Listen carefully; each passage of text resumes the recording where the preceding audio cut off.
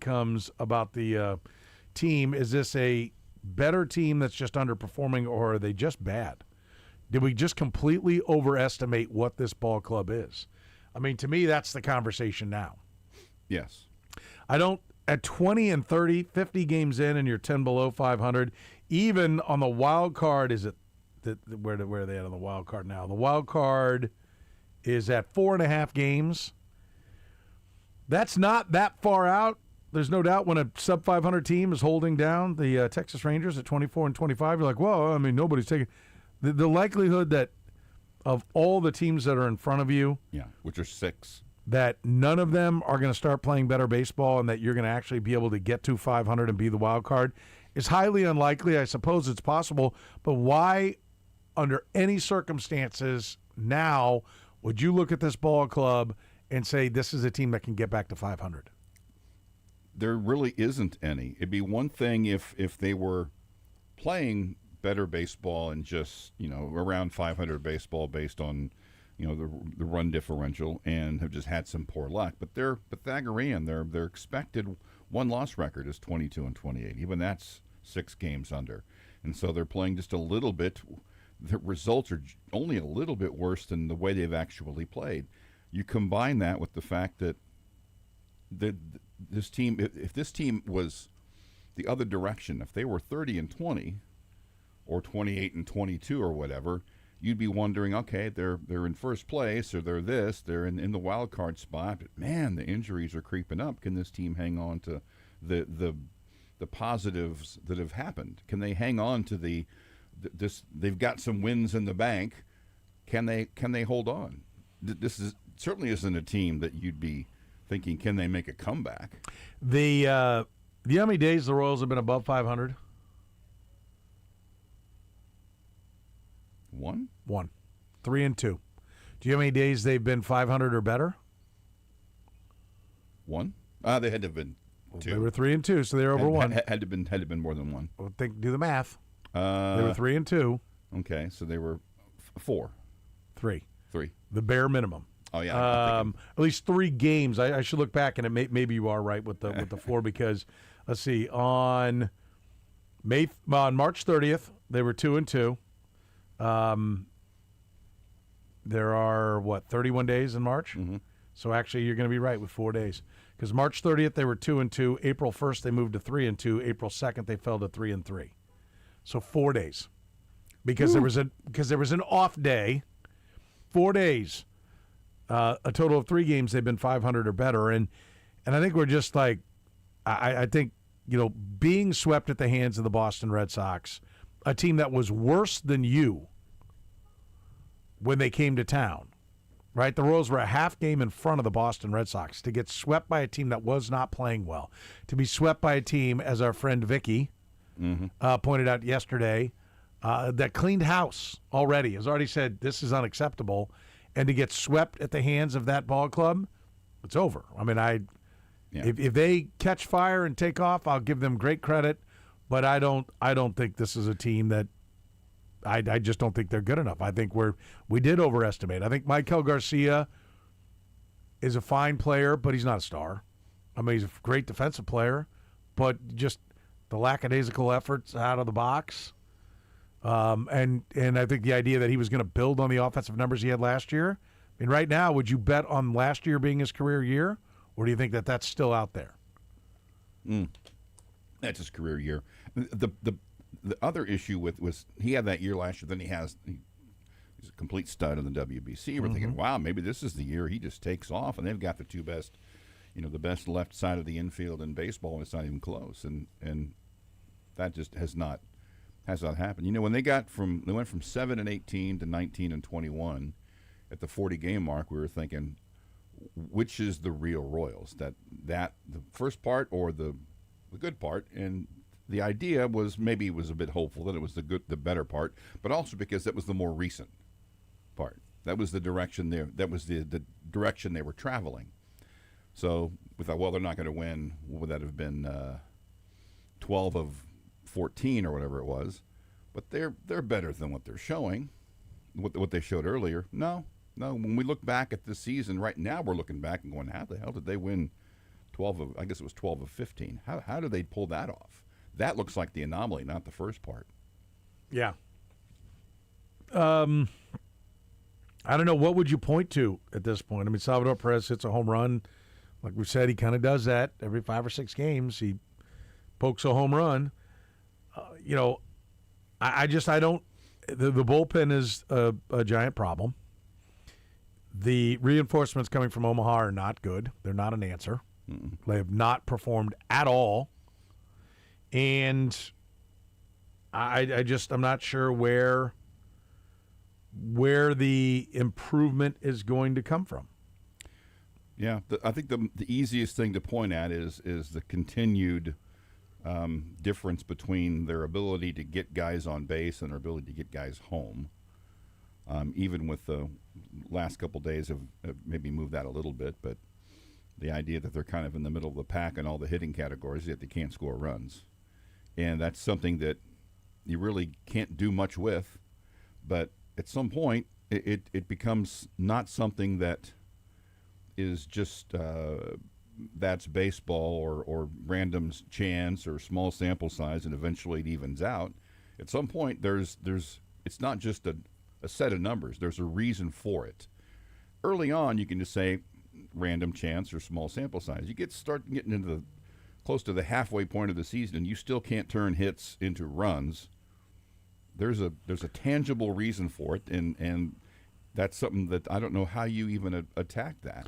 Michael Wacha has been their best pitcher, and they can't win when he's on the mound. Yeah, good again last night. Meant nothing. That speaks to the fact that there are just too many problems, because even when you've got your best up on the hill, and they still, who is the fifth starter? Like they are they going to take Bailey Falter back to being a starter? I mean, I think that's probably it, that they're going to start lengthening him out after they just rewired him as a reliever, and the answer is going to be to turn Bailey Falter back into a starter. I'm assuming that's going to be the plan, because I don't see what else it could possibly be. Mm-mm. And so you're down your 2 biggest upside pitchers in Cole Reagans and Chris Bubich, and now Bailey Falter is in all likelihood going to be back in the rotation. And Bailey Falter has not been good the entire time he's been in Kansas City. No. So, no. And look at this. I'm just looking. Out of the last 6 starts, I'm going to give you four of them. Wacha last night, 2 runs over 6. Lugo Monday, 2 runs over 6. Cameron on Saturday, 3 runs over 6. Wacha on Friday, 3 runs over 6. They lost all 4 games. I mean, you get 4 quality starts like that, and you got nothing to show for it. Yeah. So I think the focus is going to shift on a topic that I think we brought up earlier this week, and maybe it was even late last week, and that is, to me, you better start zeroing in on what is your timeline. Like, what is the, because if this isn't working and this is going this far awry, Chris Bubich will leave at the end of this year. I don't see any scenario where you couldn't. I mean, he's headed to a 1-year prove-it deal somewhere. I suppose it could be in Kansas City, but if you're Chris Bubich, I don't think, unless he gets back and still makes 30 starts, which I think is highly unlikely, but I think more likely is 20 starts. And if that's the case, then he's going to be a 1-year guy. Nobody's going to give him multiple years. He's not going to want to sign what you would offer in a multiple-year deal. In fact, by the end of the year, he may be back to the bullpen. If they had other starters, yeah, I think they'd be talking about him going to the bullpen. But, I just don't. I think the questions that need to be answered is, I think this team has taken off the table the idea of do we push for this year? Well, they've answered that. No. The question is, do you push for 27? And I don't know why you would. If it's not good enough now, why is this core going to be good enough next year? Right. And where do you put it at 28? I mean, it is unfortunate that that may be the better call in the long term. I think if it's not next year, it doesn't matter when it is. Then it just becomes about assembling as much talent as possible wherever you can find it. Yeah. And I will say this, I think part of the paralysis of the Royals organization under Dayton Moore and the times that they weren't winning was this constant effort to get better right away. Yeah. I mean, who was the guy that Dayton Moore acquired that was years away that would ultimately come up and make an impact for the Royals? I mean, the Zach Greinke trade of acquiring all guys that were knocking on the door was maybe the worst thing that could have happened to the long-term success of the Kansas City Royals. It was a tremendous success for building a team that could compete and win a championship. They got the shortstop, a guy who was great on the bases and pesky with the bat, at least hard to strike out, in Alcides Escobar. They got center fielder who was would play for at least a year at an MVP caliber level. But they got a great defensive center fielder who could also produce offensively, who had some time in the big leagues, and they were able to finish off his development and turn the corner. And then they got a starter. Who was was that Jake Odorizzi? Yeah. Did he come over? I think in that Zach Greinke deal? Who they spun into he was part of James Shields trade, right? I think so, yeah. It was him and Will Myers that went for Shields and Wade Davis and a utility player. So there was never that movement. And so I think if you're the Royals, I think the thing you've got to guard against if you're going to go out there, we've seen where Allard Baird was sent out to move Carlos Beltran, but it had to be guys that would be at the big league level. So you got Martin and John Buck and Mike Wood. Yeah. Instead of going and getting the highest caliber prospects you could get regardless of where they are. I think if the Royals do wave the white flag and say, that's it, we're done, this is why I think it's critical. If you're like, well, we got to put it back together and come back at it next year. This roster's not young. This is not a roster filled with guys that are all, in their 20s. I mean, with Chris Bubich moving on and Cole Reagans being somebody you absolutely cannot rely on, you're talking about Michael Wacha and Seth Lugo being the core of your roster, and Seth Lugo is 35, 36. Seth Lugo is 36. He'll turn 37. Yep. In November. Michael Wacha is about to be 35 in a month or so, I think. So, July 1st of 91, he'll be 35. I mean, that's the core of your pitching staff. So, I think some real soul searching needs to occur, and they need to decide. Again, the ball club has made the decision that it's not this year. They've done that for you. I think it's important for them to make the right decision on where they go from here, and to maximize the talent if they do indeed sell off pieces at the deadline, which I think would probably be pertinent. I mean, and the only thing that you could say would be, what about, is how many years of Bobby Witt Jr.'s prime do you want to be spending rebuilding? But that may not be a question you even have a solution to. If you say, I've heard that. Jeff Passan said it on Monday. Sam McDowell said the same thing yesterday or Tuesday. You have to make good decisions for the organization. Yeah. The more I've sat and chewed on that sounds great. Well, we don't want to waste Bobby Witt Jr. Oh, so you're going to press the good trade, good signing button. Like normally we'd just wing it and take our chances and maybe we'd suck. But because we have Bobby Witt Jr., we're going to make good trades. Yeah. It's kind of like it's an important time. Now I'm really going to try to hit. Yeah. I mean, when no one's on base and it's 0-0, I just kind of half-ass it. But now we've got first and third, I'm really going to try. And this year, I don't understand how, to me, if you look at it and say, well, we've got to maximize the time we have with Bobby Witt Jr., it's the name on the front. As great a player as Bobby Witt Jr. is, it's about building the best baseball team with Royals on the front. It is not about building the best team as long as one guy has wit on the back of his uniform. That's not it. And so if your decisions are going to be like, well, listen, they want to give us this number 4 prospect in all of baseball, but he's in high A, And we can't wait 2 years because that's 2 years further into Bobby Witt's. So we're going to take this other guy who's 150 instead. Wrong. Yeah. And this season is a result of them trying to win this year. And they're not going to be able, maybe in a situation, it looks like they are, where the idea, well, let's be competitive next year and the year after that, it might not be possible. So if that's not possible, you've already, it's a sunk cost to a degree. This year and next year and the year after that of Bobby Witt Jr.'s career may be a sunk cost. How do you be better in 4 years from now? I am never, and I have no problem rooting for a team that says, okay, we're going to tear it up and we're going to start from scratch. But I want to be clear. I am not saying that everything must go. I'm just saying that as you arrive at the deadline, you need to be clear about what you are. And if somebody comes and offers you something good for Michael Wacha, you need to listen.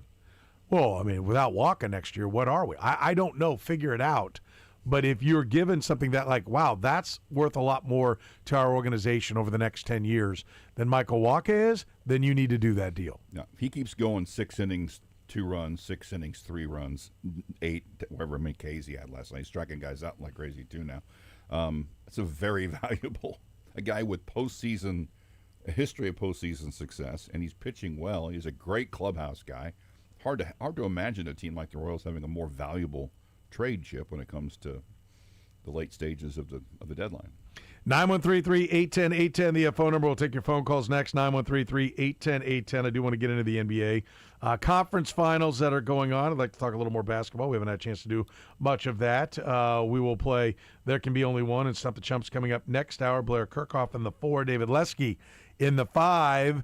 We'll take your phone calls. Chiefs, Royals, Sporting, Missouri, K-State, KU. Always a topic here in the program. 913-810-810. Off and running here on a Thursday. The program with Soren Petro. It's just quick, it's dirty, it's fun, sometimes it doesn't make sense. Weekdays from 2 to 6 on Sports Radio 810 WHB. Hey, listen up. I'll tell you what does make sense. That's the Plumbing Pro. The one to know if you've got any kind of plumbing problem is the Plumbing Pro. Steve and his team have been absolutely fantastic for me and my family. They've done a phenomenal job. Listen, it's nice to have somebody locally owned and operated right here in KC. That's right. They live here. They raise their families here. Steve even coaches here in Kansas City. Since 1980, the Plumbing Pro's been solving plumbing problems, no matter what they might be. Maybe you can't flush the toilet. Maybe the drain isn't draining. Maybe you don't have hot water. Listen, it could be something big like out on the main line coming in from the street. It doesn't matter whether it's sewer, whether it's septic, whatever it is. The Plumbing Pro is the one to know. Call 816-763-8200 or go to theplumbingpro.com. And don't forget they do those bath and shower remodels as well. Did a phenomenal job for us. We redid our showers. Now we've got shelving. We've got everything we need. We've got the bathrooms we always wanted, thanks to the Plumbing Pro. In fact, tell them you want the Petro deal, and you can save $2,000 off a new tub or shower. Listen, we all take plumbing for granted. When it's all working fine, yeah, we love it. But if you can't flush, shower, do a load of laundry, trust me, you're going to be upset. So call the folks I call. Call the Plumbing Pro, the ones to know, no matter what it is, sewer, septic, drain installation, repair, the guys to know are the Plumbing Pro. Find them online at theplumbingpro.com. That's theplumbingpro.com. The eyes of the world are turning to Kansas City this summer for the biggest global tournament the beautiful game has ever seen. You'll be collecting jerseys, scarves, and commemorative kits. Don't let those once-in-a-lifetime memories just sit in a drawer. Take them to Art and Frame Warehouse at 92nd and Metcalf. For 25 years, they've been the local authority on preserving sports history. Whether it's an international jersey or a custom shadow box for a matchday scarf, get gallery-quality craftsmanship at warehouse prices. Mention 810 for major discounts on memorabilia framing. Visit framekc.com. Art and Frame Warehouse, because if it's worth collecting, it's worth protecting. Join Randy Curno for the Memorial Day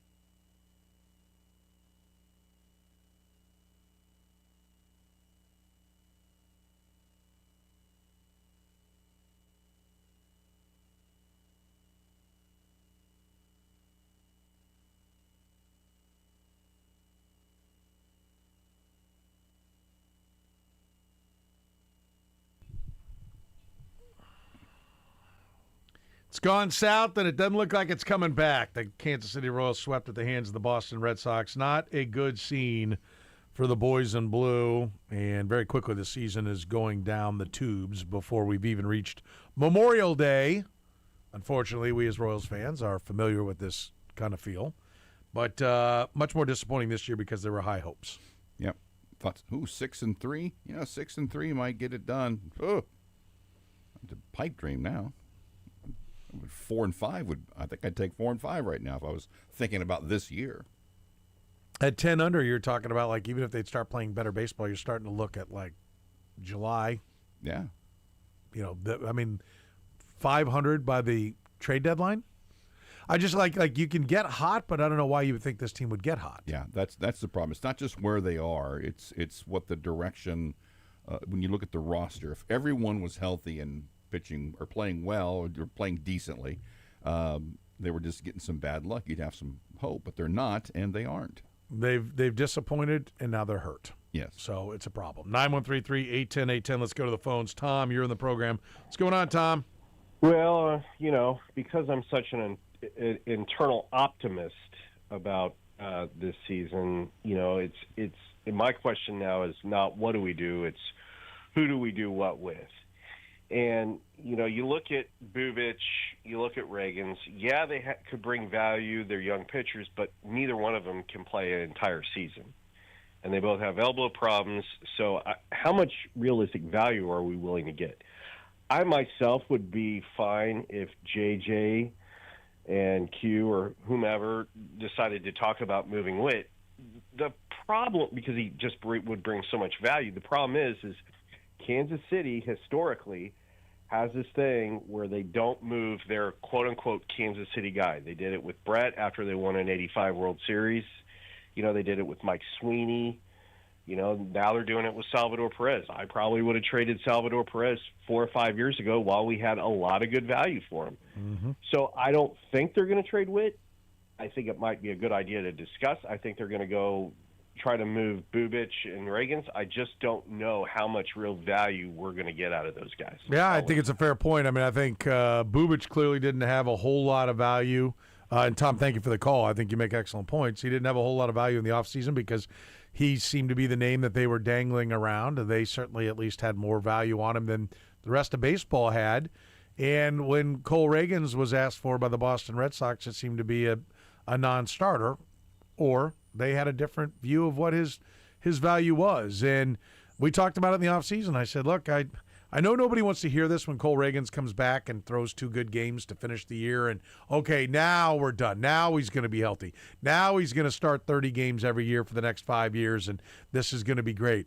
I'm going to tell you the deal that they signed with him, where they basically guaranteed him money over the next 3 years, right, over his arbitration years. They didn't buy any free agent years. They just guaranteed money. If you're a player and you sign that deal, why would you sign that deal?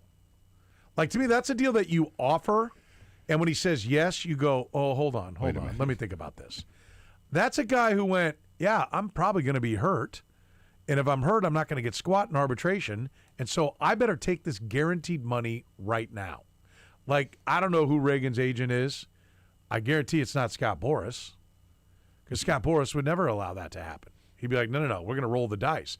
One, Scott Boras doesn't always look out for his client. He looks out for what generates him the most notoriety and gets him more clients. And that's signing because everybody in true American fashion believes that we're all going to be A-Rod.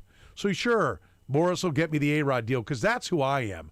I'm not going to be Ray Sanchez, who he screwed, or Mike Moustakas, who he screwed. I'm going to be A-Rod. I'm going to get that deal.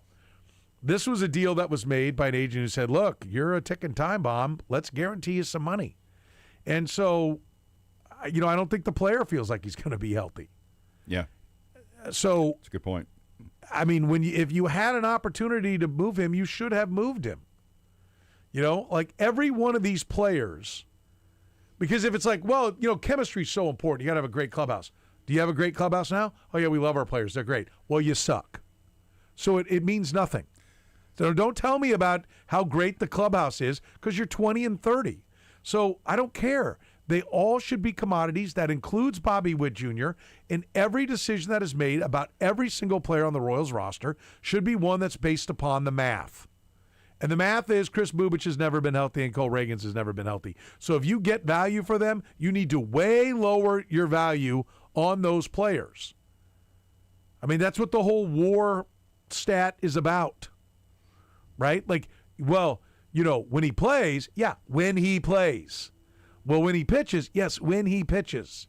That's part of what your availability is, a big part of your ability, and the availability of both those guys is not good. So if you were offered tangible assets for them in the offseason, they should have been moved. If the Royals brain trust had said, look, here's a way to work this. We'll offer him this. If he says yes, let's move him. Like not just that they would even be so surprised by it. I think the scenario you brought up was like, whoa, he said yes. Yeah. Hey, let's actually do that as a strategy. If he says yes, then we know he's not going to be here, and then we'll move him. Complete opposite happened. 913-810-810. Let's talk to JT. You're in the program, JT. What's going on? Hey, guys. Hey, to continue on the Royals, I mean, I feel like they have more of a scouting and development issue.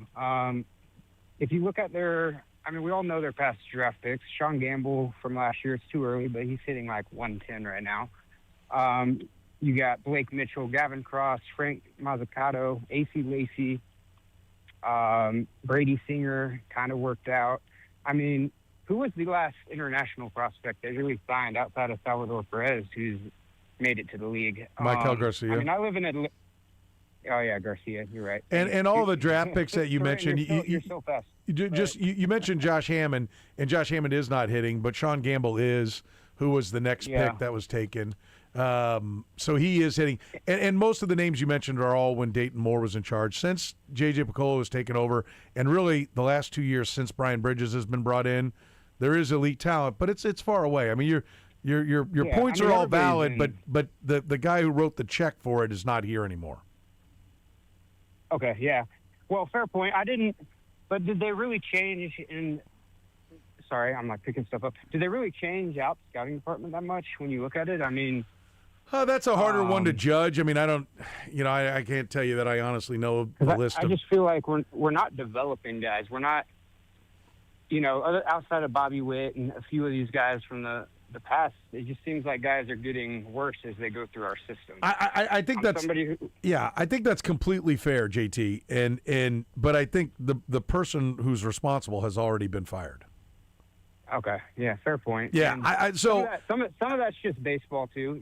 I mean, the draft is it's kind of like playing the lottery a little bit, but at the same time, oh, for sure, you look at teams like the Braves, the Brewers. I think that's the point. And JT, I'm going to let you go. I appreciate the call. That's where I think the Royals are trying to get to, and we don't like to hear this, but basically when and we know that J.J. Piccolo has done things differently. First of all, he began trading off all kinds of Dayton Moore draft picks. I mean, it's pretty clear that the Gavin, I mean, almost everybody outside of Gavin Cross has been traded, right, from that draft. Wallace, and I mean, that's one of the first things J.J. Piccolo did was start moving players from that draft class. I mean, your criticism is valid. It's just not J.J.'s doing. Was he here? Yes, we had those discussions 2 years ago. I don't want to. It's crystal clear that he has done things in a much better way. He has modernized the organization. We're just not seeing all the fruits. I mean, the reason I would tell you that, and again, it's not to say that you couldn't come to a conclusion that it's time to fire J.J. Piccolo before 7 years, but you really don't have the full impact of whatever J.J. Piccolo is going to be for this organization as a general manager until he's been here about 7 years. I'd put it this way. Think of taking over the Kansas City Chiefs, but then also needing to take over 5 college football teams that are going to develop your talent and rebuild all of them. Or 4, let's say, because you have 4 minor league teams, but really it's 5 because you have a Dominican team. That's part of the development process as well. So you've got 5. It would be the equivalent of, okay, we're going to fix the Chiefs, but I also got to fix Michigan State. I got to fix, let's go down a notch. I got to fix Wake Forest. I got to fix UNLV, and I got to fix Troy State. And as I fix those and find talent for each of them is so I can promote them through the process there, and I got to fix the Chiefs. I mean, that's what taking over a baseball operation is like. College football provides all the seasoning and all the minor leagues for you. It doesn't in baseball. And so it's a much bigger undertaking, and it takes a lot more time to see it. But your point is 100% valid. They have to develop well. It does not work if you can't develop. But likewise, it does not work if the whole plan is that my entire 26-man roster is going to come from this team.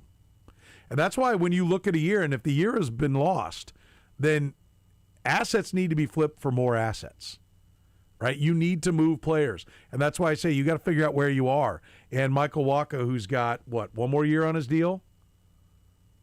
I'm trying to think. I think he signed for 3 when he signed on before last year. He's pitching brilliantly. He's going to turn 35. I mean, yes, he can pitch till he's 40, but is that what the math says to do? Put it all on the fact that the core of our pitching staff is going to be guys that are 37, 38, 39? Do you really think you're going to be signing Michael Wacha again? The better he pitches, the more he's going to want, the less a small market team should pay him. Free agent next, under contract next year, team option for 28. Okay.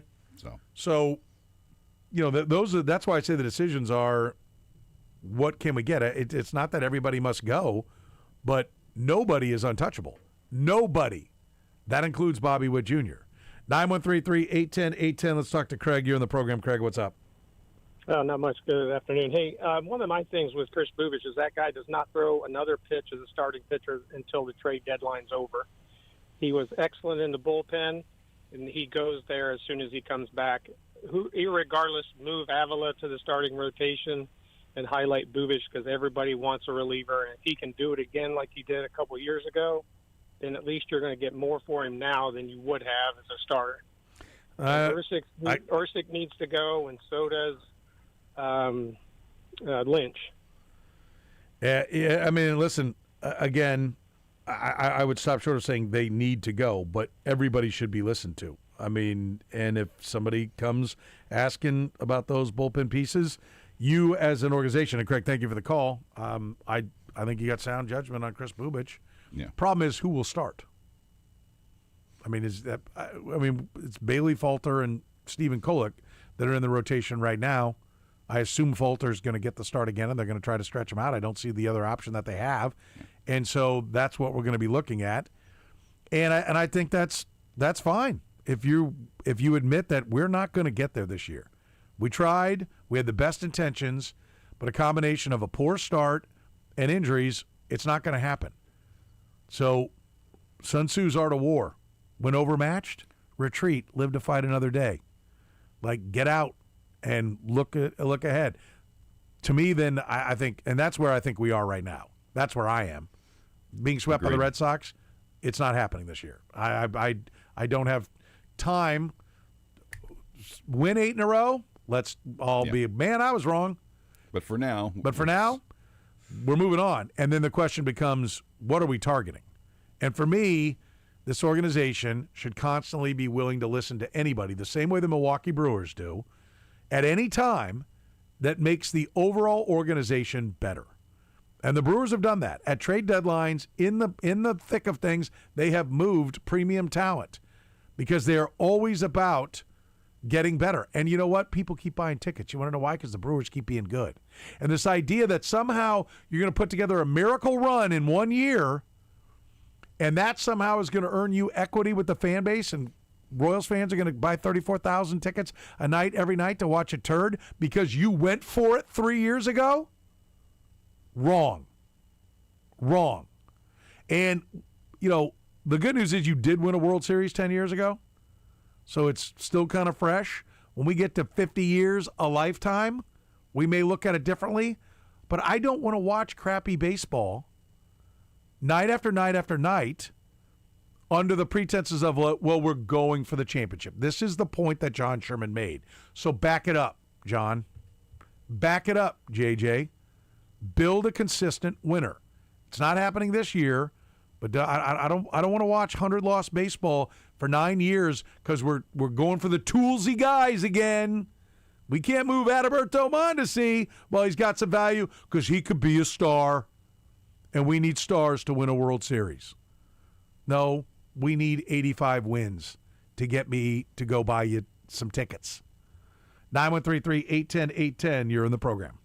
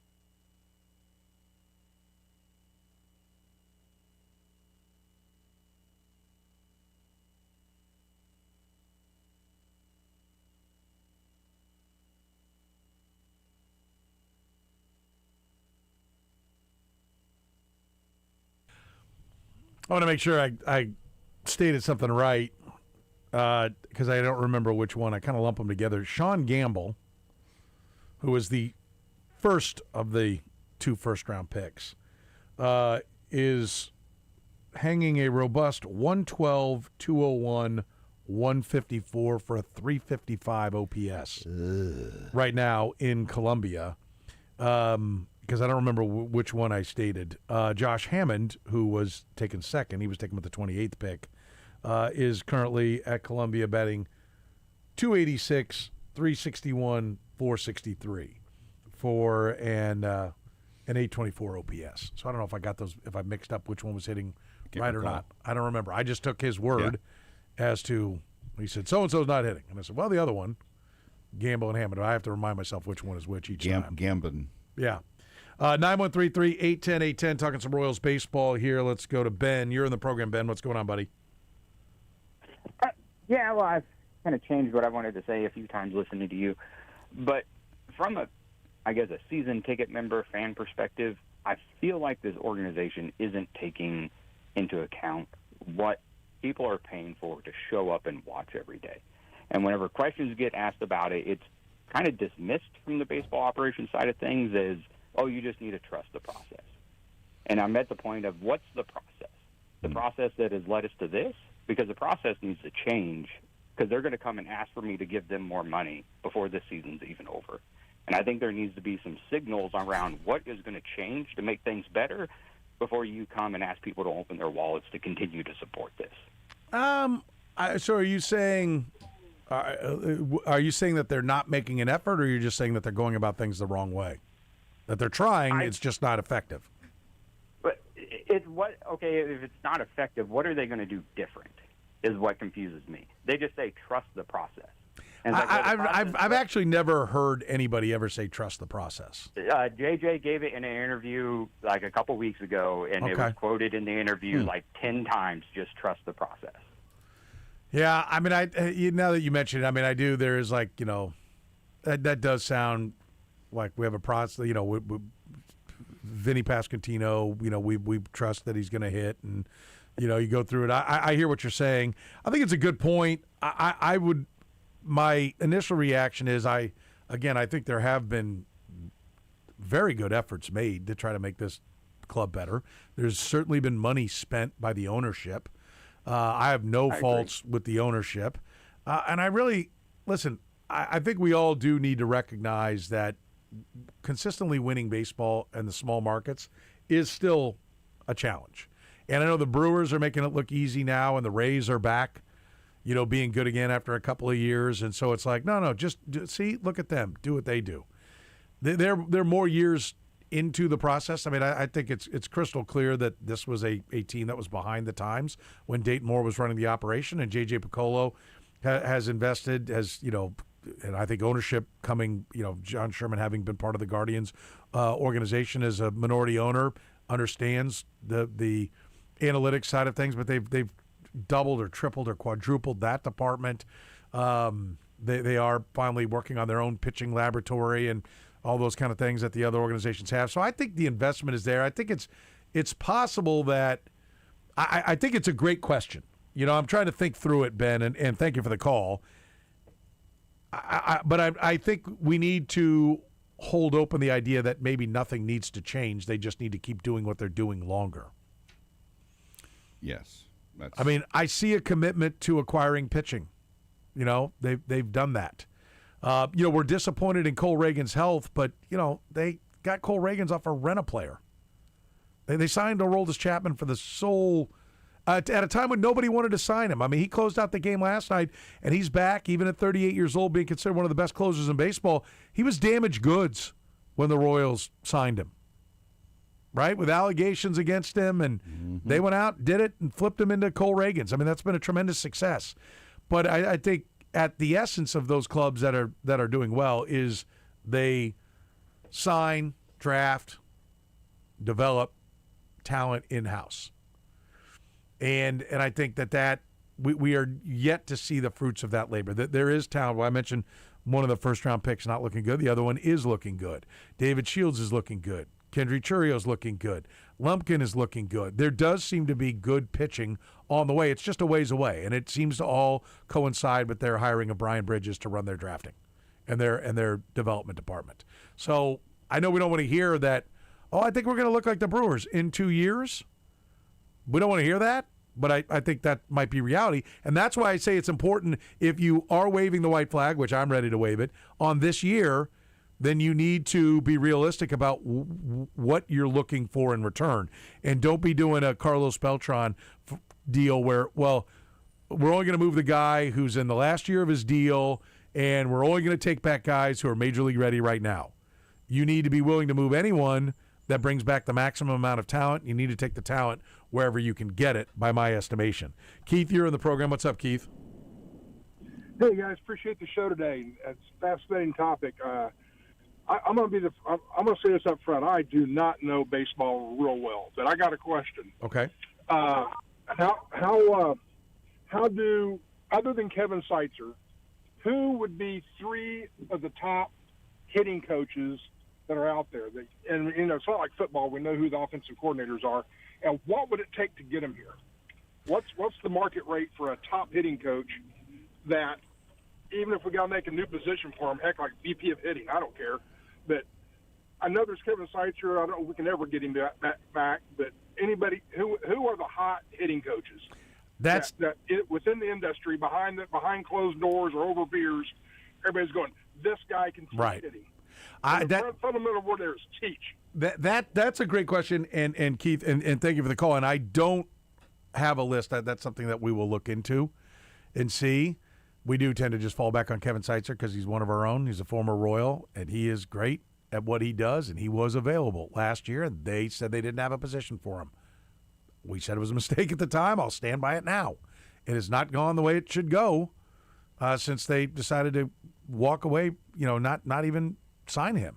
That being said, while I can't tell you the names, we'll look at that and do some Google searches and see what we come up with. I can't tell you this. What would it take? Not that much, because coaches in baseball, we pointed this out a few years ago, the Minnesota Twins pitching coach left in season to take the LSU pitching coach job. The always on the verge of bankrupt Louisiana State University paid better than the Minnesota Twins. And I think coaches are grossly underpaid. So it wouldn't take that much. Rufus, you got 50 seconds. Wrap us up, buddy. Yeah, I think part of the problem with the Royals is that it's not ownership's goal to be legit good. It's their goal to curry enough fan favor and favor with the public to make their real estate deal. And I think it's time that the Kansas City sports media start holding their feet to the fire like they do the Chiefs. Thank you. Yeah, I don't see it that way at all. I mean, I love the feet to the fire. When is somebody going to hold them? They've poured money into every aspect of this organization.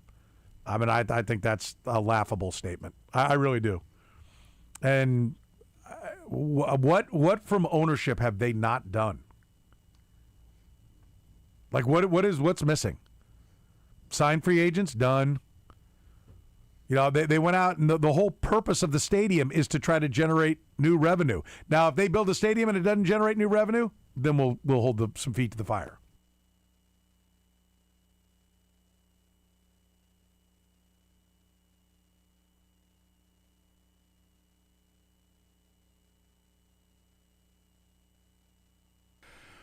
All right, what quarterback has thrown for the most career NFL passing yards before turning 30 without playing in a Super Bowl? Brought to you by Twin Peaks.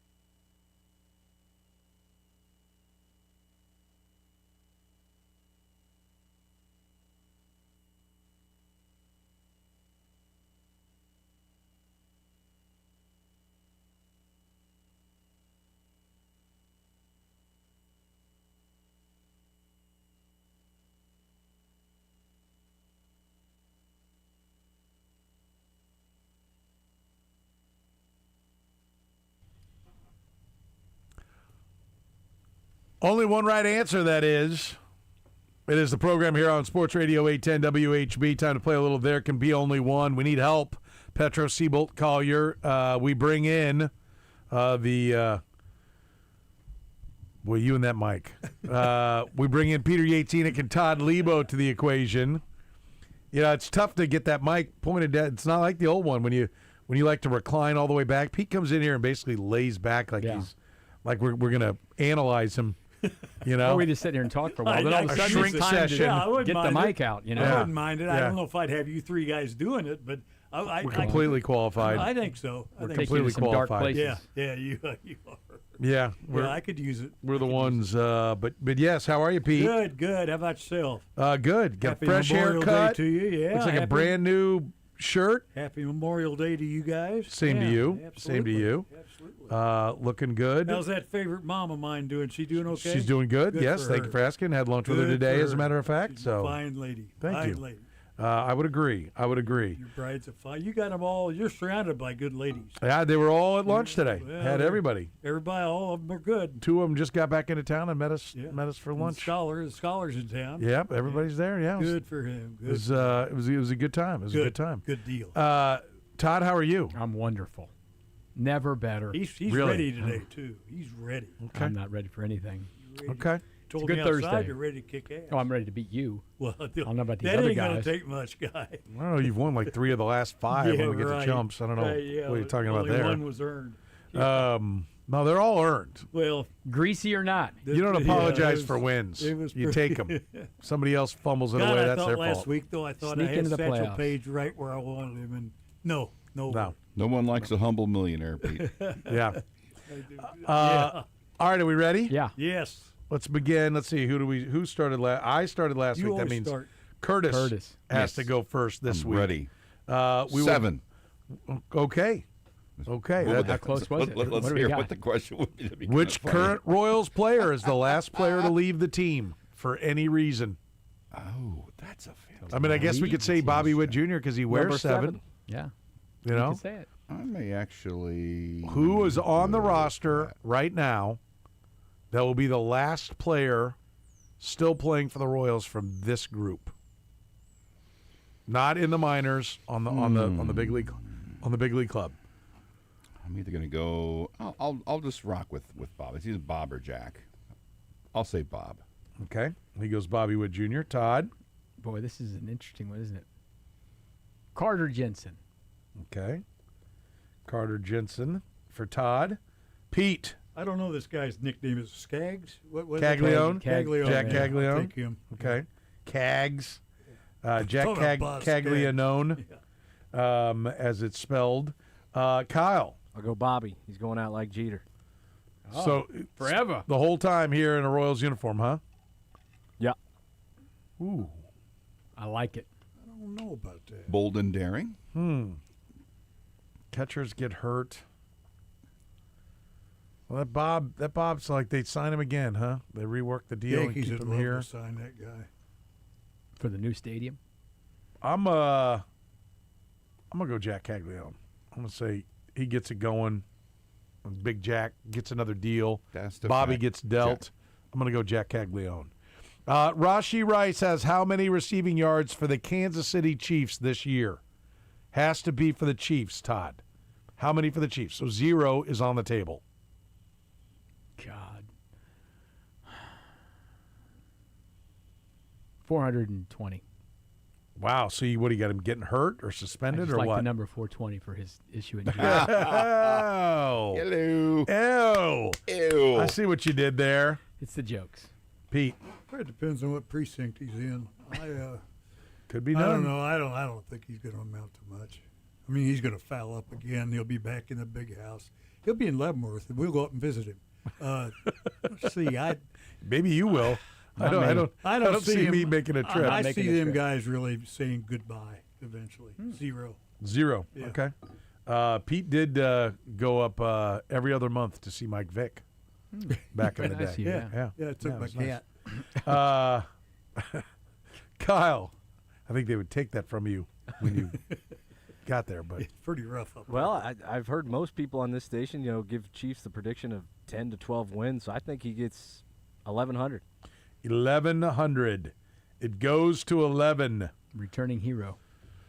Yeah, hero. He's going to play, but is he going to get suspended? Don't know. And a lot of moving They're parts. going to keep a real strict eye on him. Oh, yeah. now. Like being on probation for 5 years? Boy. Yeah. Was really good and strict. he gets hurt. I'll go 721. Curtis. I'll say 750. What a He got absolute you. jerk. He was a jerk. He could have said 722. He gave you a little bit in there. Oh, it was awful big of him. Awful big of him. All right. Who wins the NBA Western Conference Finals and in how many games? Okay, 2 answers. So we got 1-1. We got 1-1 right now with the Thunder and the Spurs. Pete, you get to lead us off. I'm still going to take. Although, is it Wemby? He looks awful good. I mean, he played a hell of a game last time, but I'm still going to take the OKC in this deal, and it's going to go 7. Thunder in 7. Yeah. I'm going to go Thunder as well. They've Spurs have got a couple injuries. Give me Thunder in 6. Thunder in 6. I thought that the Thunder were going to be a buzzsaw and cut through San Antonio. I don't know that that's going to be the case. I'm going to take the Thunder. I'm going to take the Thunder in 6. I should go in 5, but I'll go Thunder in 6. Curtis? Same. I actually think San Antonio's chances in this series, I'm always more impressed by how they played last night, where they kept answering every shot for the Thunder. They kept answering. So I think they'll win. They'll split 2 games in San Antonio, and then Thunder will win back-to-back. They'll clinch it on the road. Thunder in 6. Yeah. Todd? I don't want to say 6 because you guys said 6. But I'm more inclined Pete to say said 5 7. than 7. So I'll be different, and I'll go Thunder in 5? in 5. Okay. All right. Nobody on the Spurs. I thought the Spurs really needed to win last night to really take a commanding lead to hold on, because the Thunder are just better. Now they've got injuries. Well, Jalen Williams left that game last night for the Thunder. He did. No, but he's been out most of the year. Trust me, I know, because I paid $51 for him in my This guy. I didn't even know what he's fantasy doing league, for and he you. didn't do squat.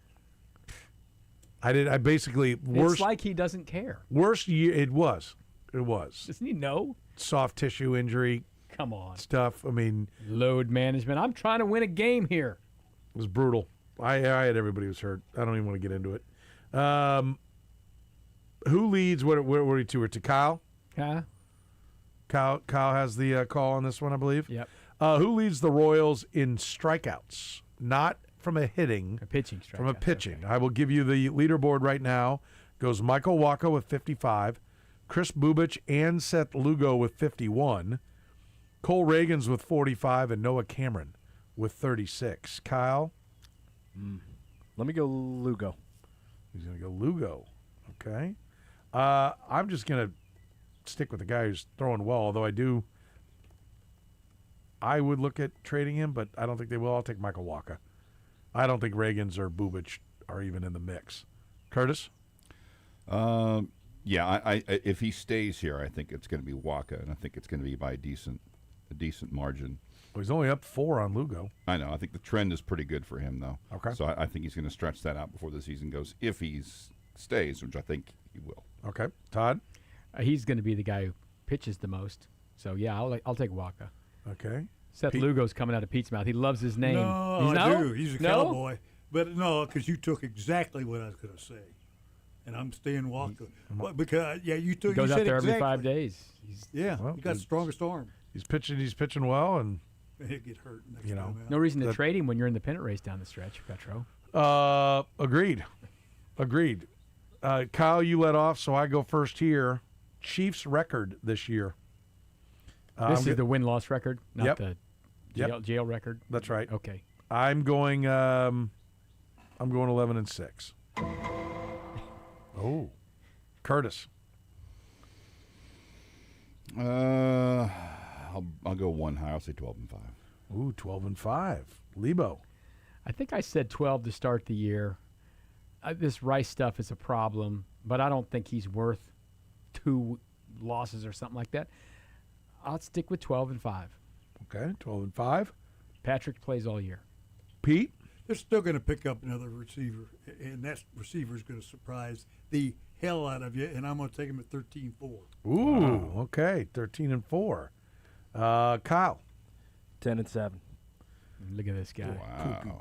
Wet blanket. 10-7. 5-12. Got Bobby Witt signing here for 70 years, and the Chiefs can't get to 11 wins. Is it Matt Quattro's fault, though? They The only got Chiefs- 10-7? The Chiefs only win 10. He Fire Q. mishandled the defensive backfield. Yeah. All right. Who leads Major League Baseball in home runs this season? So doesn't matter which league. I'll give you the top of the leaderboard right now. Kyle Schwarber with 20. Murakami It's the White Sox for kid, the right? White Sox, 17. Aaron Judge and Rice with the Yankees have 16, and Byron Buxton has 15. Can you believe? Well, he must have not been hurt yet. Not yet. It's coming. You would think it'd be coming. Finally realizing his potential. That was the guy I wanted the Royals to try to see if they could trade for cheap. We begin with Kurtis. Schwarber. I mean, Is he hurt? Because he did not play last night. You might want to Well, look he into doesn't that. run down to first base exactly, No. and he never will. That's why he's got to be. I meant to look that up today, but you might take a look at Kyle Schwarber. I don't think he's illness. played. He hasn't played since the 17th. Out of lineup for third straight game, yeah. Okay, Lebo. Judge. I mean, like Schwarber is fun, but Judge will get about 8 cheap ones to right field at Yankee Stadium this summer when it gets hot. Okay, Pete. Schwarber never shows an injury. When he'll bat all year, so I'm going to take Schwarber. Yeah, he doesn't. He DHs mostly, so Yeah. he's not going to get hurt in the Yeah, field. right. Kyle. I'm going Judge. I'm on Kyle Schwarber. I mean, softball guy is my guy. Right. That's what he Barely. did. He's Doesn't one he? of the, Yeah, he he definitely looks absolutely. Grip it and rip it. I mean- he's one of the few guys I'd like. He sure is, man. I would never miss one of his at bats because he might. He belongs in purple pants with orange pinstripes. That's right. You know, Yes. like the Not traveling running. You just hit it softball, and you don't walk. the Swinging traveling the- softball gear. Swinging a D Marini. Yeah, a big old or a bat that looks like crap, which you know is hot. Yeah. You know, the guy brings in the bat that looks Custom like in the crap. garage. Let me tell you something. It's got some racquetball stuffed in the middle of it or something. Yes. Like, you know, that thing's hot as hell. Yeah. Um, He's going to hit one. The guy hits the balls like barely clear the infielder's glove and land in the third deck. He also, while he's striding tee out to the shots. plate, should set his 32-ounce beer down halfway to the plate How could as you he not as he like comes. Don't get any dirt in this. Yeah, don't. There ain't going to be any play at the plate, boys. I'm going to set this right here. I'm not running. Yeah. Sets his potato salad down. All right, we did the Chiefs record. Let's dive into the Royals record. What will the Royals record be? At this point, they are pacing for 54 and 108. Is the pace that they are on? Oh, God, it's that bad. Yes, and we are. 1 and 9 will do that to you. We're won't at it? you, Todd. 54. They're not gonna. Oh my God. 63 And 99? I don't know. Is that where you're going? Yeah. Ooh. It's bad. They kind of have to get hot to get to that. I know. They got to play above their head. They're actually on a pace for 65 wins. At 20 and 30. Yeah, it's a 400 win percentage. Oh, so it's already on Oh, position. yeah, All right, all right. yeah, I screwed that up. I'm sorry. Okay. Can I redo mine? Yeah. What are they Okay. on pace for? 64.8. 65 64.8. Okay. Yeah, I'm switching mine. Mine was They if can't they be were worse 10 and than 20. This. Okay. Yeah. Yeah. Give me. I'll get them 69. 69 What's that? 80. and 93. 93. Okay. We go to Pete. Same combo right here. 69, your favorite. Okay. Is that on my company bio or something? it really is. Kyle, 74 and 88. how's that? How's the over 82.5 looking these days? Not great. Glad I didn't get mine in. Flimsy. I got mine in. Good for you. No, it's not good for me. They cannot be this bad. I mean, I don't think so. 75 Kurtis. That's where I was going to go, 75-87. But I'll go 77-85 just to get you. Well, there really is no answer I can give that you won't roll your eyes at. So. That's right. I mean, you could go 54 and 108. They're on pace. They're only on pace to win 30 games right now, according to Petro's math. Yeah, according to my math. Totally different view of the world here. God, I mean, how far have we? Like, I think 88 was my prediction before the year. Yeah. I mean, even like 10 days ago, that homestand, I'm feeling like, okay, they're getting things going. But, I mean, they have only won – the only game they've won in the last 10 was a shutout. So if they don't shut the other team out, they can't win a game in the last 10 games. If I'm going to be right, they have to go 68 and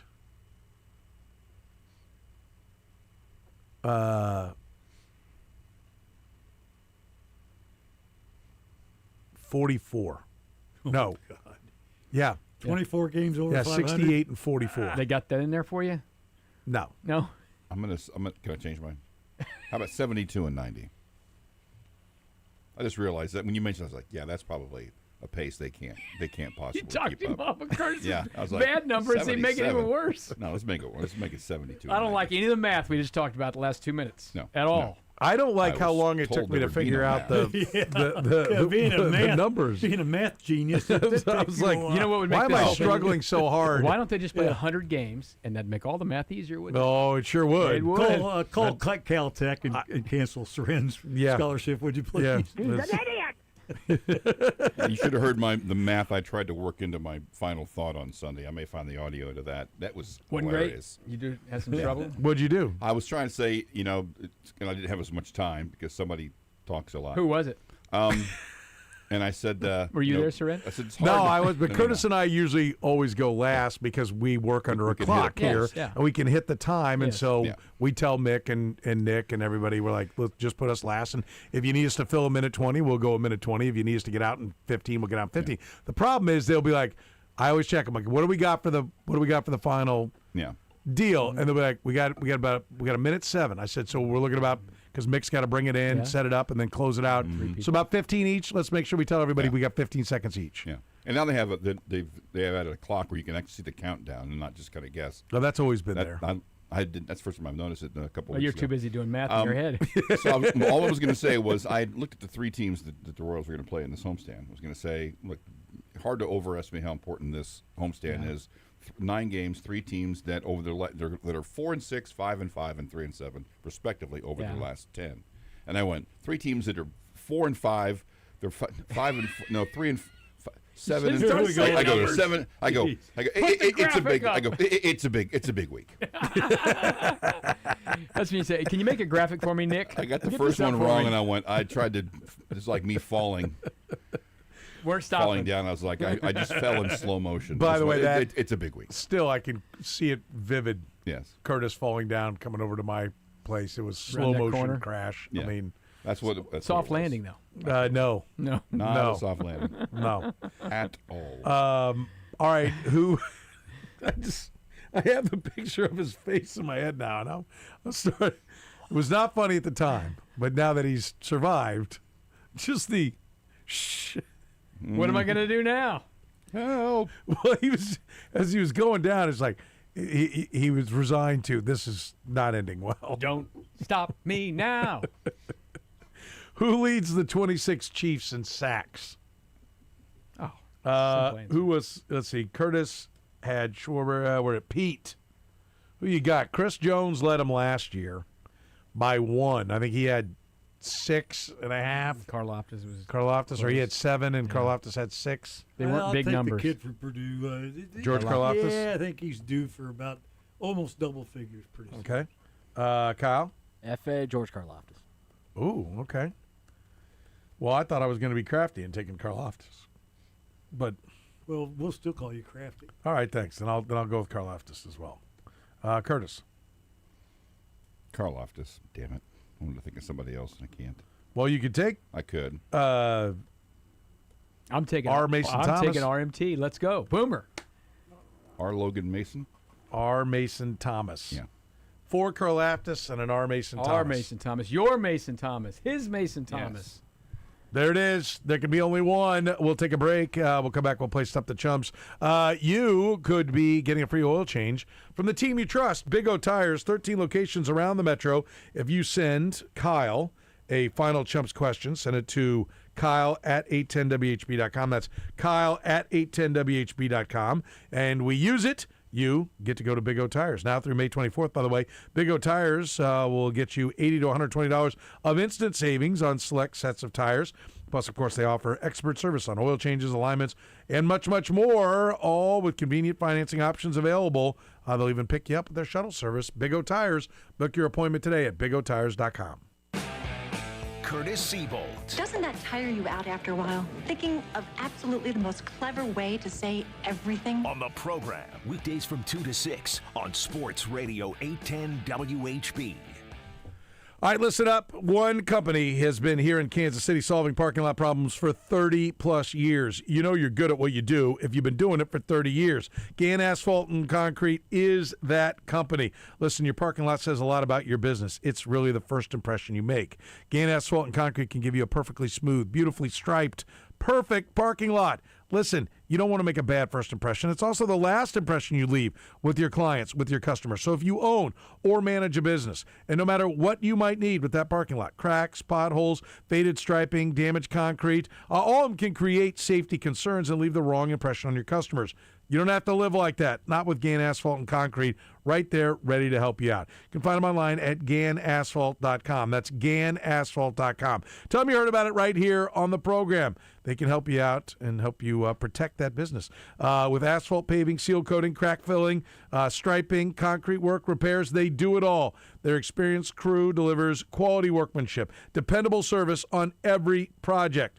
So no matter what you need done with your parking lot, remember Gann Asphalt and Concrete. I've said it for years now. One contractor, all things parking lot. That's Gann Asphalt and Concrete. Whether it's routine maintenance or a complete parking lot overhaul, Gann is ready to help you. But the schedule is booking up fast. This is their busy time. So don't wait. Go right now to GannAsphalt.com. That's GannAsphalt.com. Performance matters in intimate moments. Don't let ED ruin them. This is Jeff for Heartland Men's Health, and I want to assure you that if you're like the vast majority of guys, you don't have to suffer with ED anymore. In fact, you might be pleasantly surprised at how the right treatments could positively impact your love life. At Heartland Men's Health, our advanced medical therapies go far beyond pills. We have treatments that are effective in well over 90% of cases, and we offer specific and combinative treatments that can dramatically enhance both your performance and your stamina. You could even last up to an hour or more and bring a far greater level of intimacy to both you and the one you love, perhaps performing like you haven't in years. So call us today and find out why our advanced treatment strategies offer so much more. Your first visit is just $99 and gets you blood work, a medical consult, and if medically advised, a test dose. And if that test dose doesn't work in the office, your visit is free. Call 844-447-6600 or go to heartlandmenshealth.com. Heartland Men's Health, advanced medical science to improve men's lives. Did you know that you can recognize outstanding teachers and students in our community by nominating them as Blue KC Sporting Samaritans? Blue Cross and Blue Shield of Kansas City is proud to recognize these individuals who make the community a better place to live, work, and play. Our education system is a pillar of the KC community, and our teachers and students are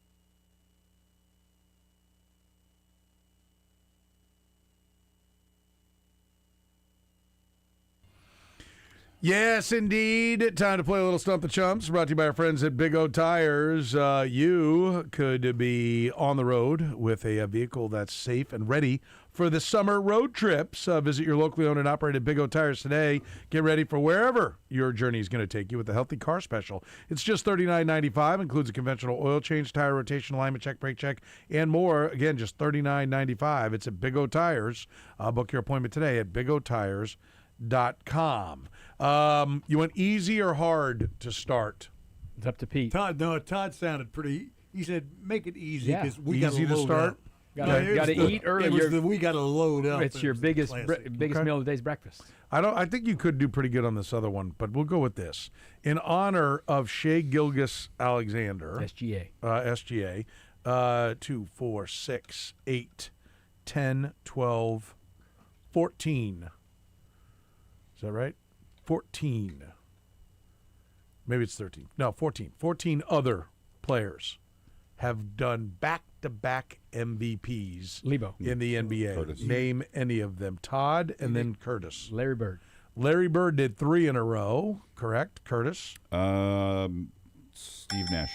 Lebo. Steve Nash went back-to-back. Yep, that's the one. Lebo and then Pete. LeBron James. Curtis. LeBron James did it twice, as a matter of fact.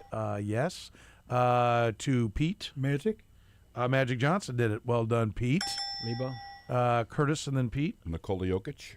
Jokic, the Joker, did it. Should've got it. That's my There team. you go. Curtis. I would say Kareem. Kareem Abdul-Jabbar did it twice, as a matter of fact. Good job, Todd. Where are we at now? Curtis and then Pete. Giannis. Giannis did it. Giannis Antetokounmpo is there to Lebo. Pete. Did Norman Chamberlain do it? Wilt Chamberlain did. You bet he did. Curtis. He won 3 in a row, as a matter of fact. Good job, Pete. Curtis. I think I Todd's was first. Jerry West. Todd. Jerry West did not. Moses Malone. Moses Malone did. Good job there. Back to Phoenix. you, Curtis. Curtis. Michael Jordan. Or no, did you buzz in or not? Yeah, he I said. did. Okay. Yes, Michael Jordan. Pete. I was afraid that he'd been named. Shaq. Shaq, no. Lebo. Kobe. Kobe, no. Okay. You did not get. I gave you Shea Gilgeous-Alexander. Yeah. I should have taken him off there. You did not get Steph Curry, Tim Duncan, or Bill Russell.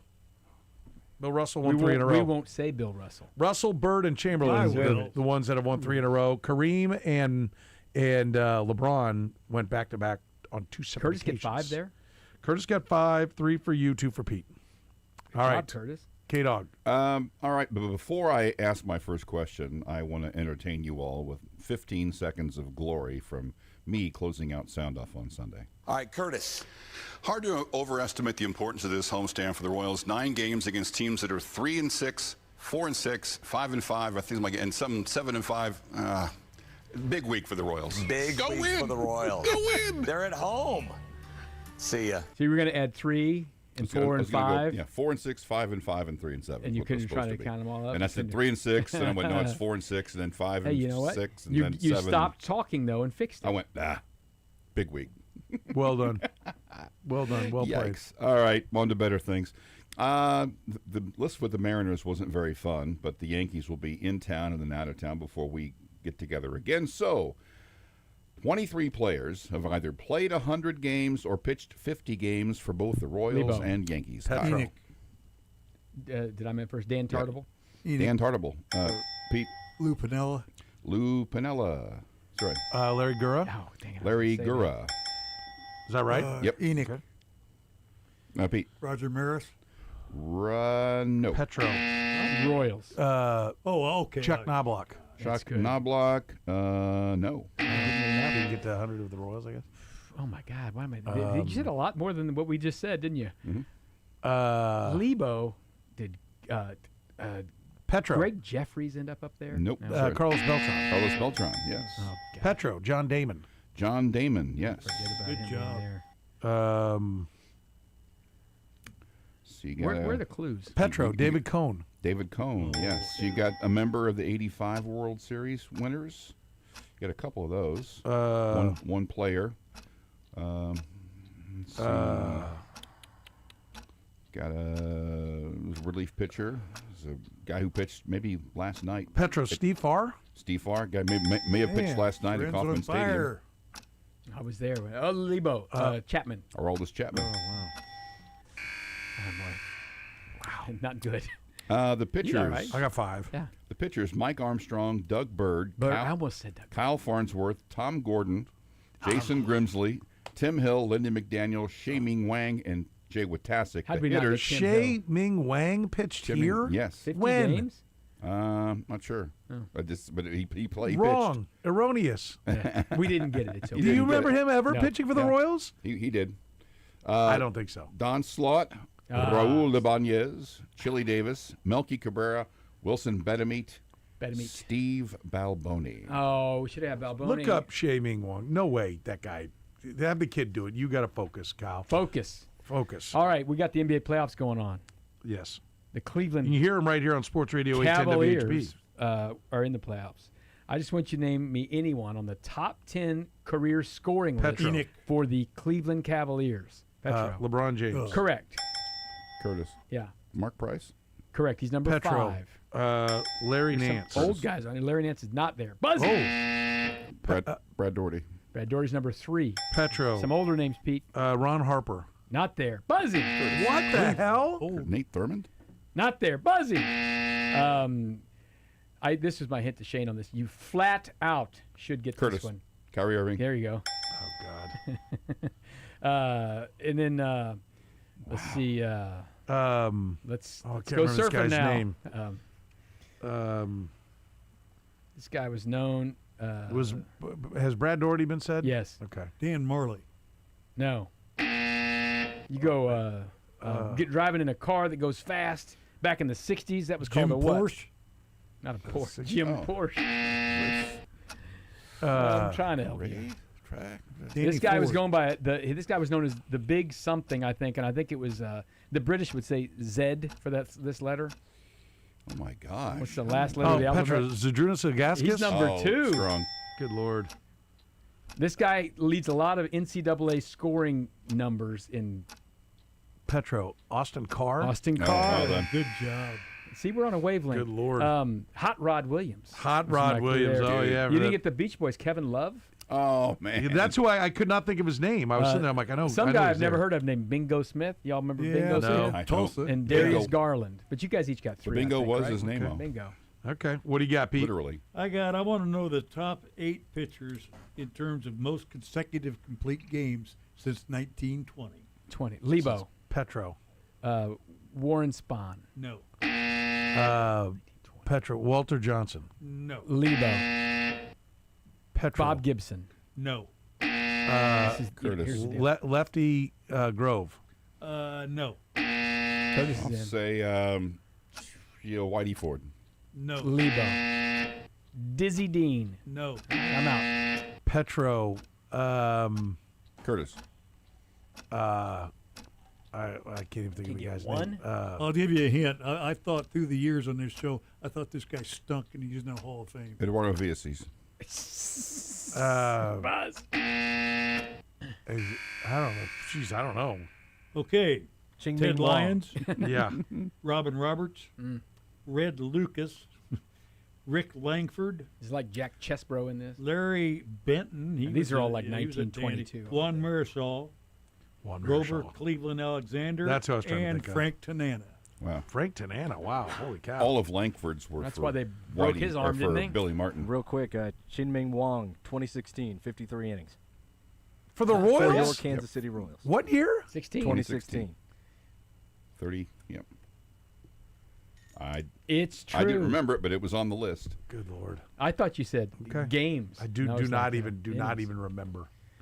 No, he said he said it. he said appearance. He said I, games. I said games, and what I forgot was, and I said I made it 30 because I wanted to get Gura in there. So I wrote it wrong in the question. 100 games played or 30 Man, games. it games ain't just on Sunday Sound Off. It's that a you big say. week. Curtis, you're It's doing a a lot of alibis It's a today. big week. He's an idiot. Well, let's Vicky! She's not even on the line. She's getting you. when the Royals go 54 and 100 today, we'll Yeah. We'll have a good time. Oh my gosh. What's up, Petro? Come on. All right, here we go. I'm struggling. I haven't gotten a point in forever. I'm looking for the top 20 Home runs. Top 20 home runs against your Kansas City Royals. People have hit them against Hit them against the Kansas City Royals. Lebo. Okay, Todd. Joe Canseco? No. Curtis. Curtis. And then Pete. Jim Tomei. Jim Tomei is there. Yes, he is second with 49. Pete. Reggie Jackson. Reggie Jackson is there. He is fifth with 37. Curtis. Go ahead. Paul Konerko. Paul Konerko is there. He is third with 45. Todd. Miguel Cabrera? Miggy's there. Lebo. Miguel Cabrera is ninth with 36. Go ahead, Todd. Manram? Man Ramirez is there. Lebo. Congratulations. Pete. Mark McGuire. Mark McGuire is there. He has 30. He's 19th. Lebo. Big Papi? David Ortiz? No. Let's see. There was a guy who led the league in hit by pitches 8 times. There's a guy whose brother, Curtis. Don Baylor. Don Baylor is there. There's a guy whose brother played for the Royals. Let's see. And was featured in Moneyball. Lebo. Todd. Giambi. Jason Giambi, yes. There's a guy that won 2 MVPs and then played for the Royals. Killebrew. No.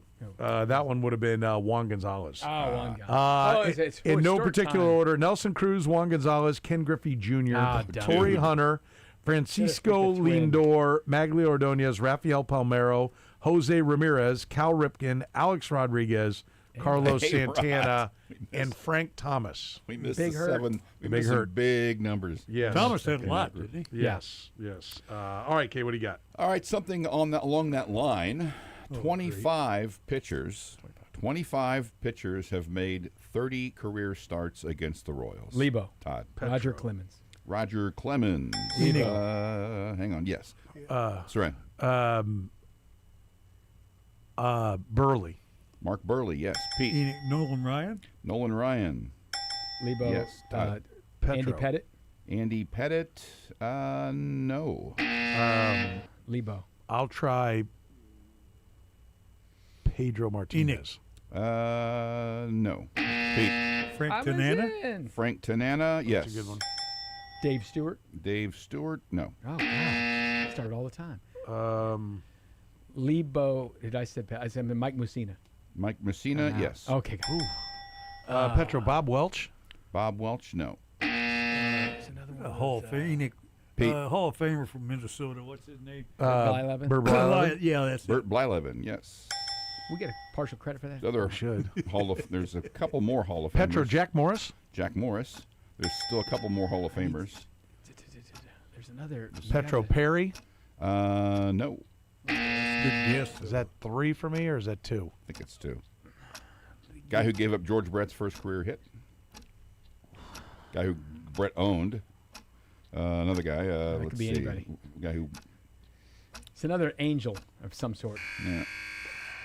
It's got to get back when they used to play the Yeah. 18 games against somebody. Yeah. We're gonna hate The this guy one. Brett owned was Doyle Alexander. Doyle Alexander. Stan Bonson gave up his first hit. Floyd Bannister, Vida Blue, I almost said Floyd Bannister. Bartolo Colon, Chuck Finley, John Garland, Charlie Finley. Huff, Catfish Hunter, Tommy John, Jimmy Key, Mark Langston, Tommy John. Jim Mark Palmer, Brad Radke, Kenny Rogers, C.C. Sabathia, Dave Steve, and Justin Should've said Dave Verlander. All good. Boy, All should have there's done some way better on idiots. that. You guys should have done real well.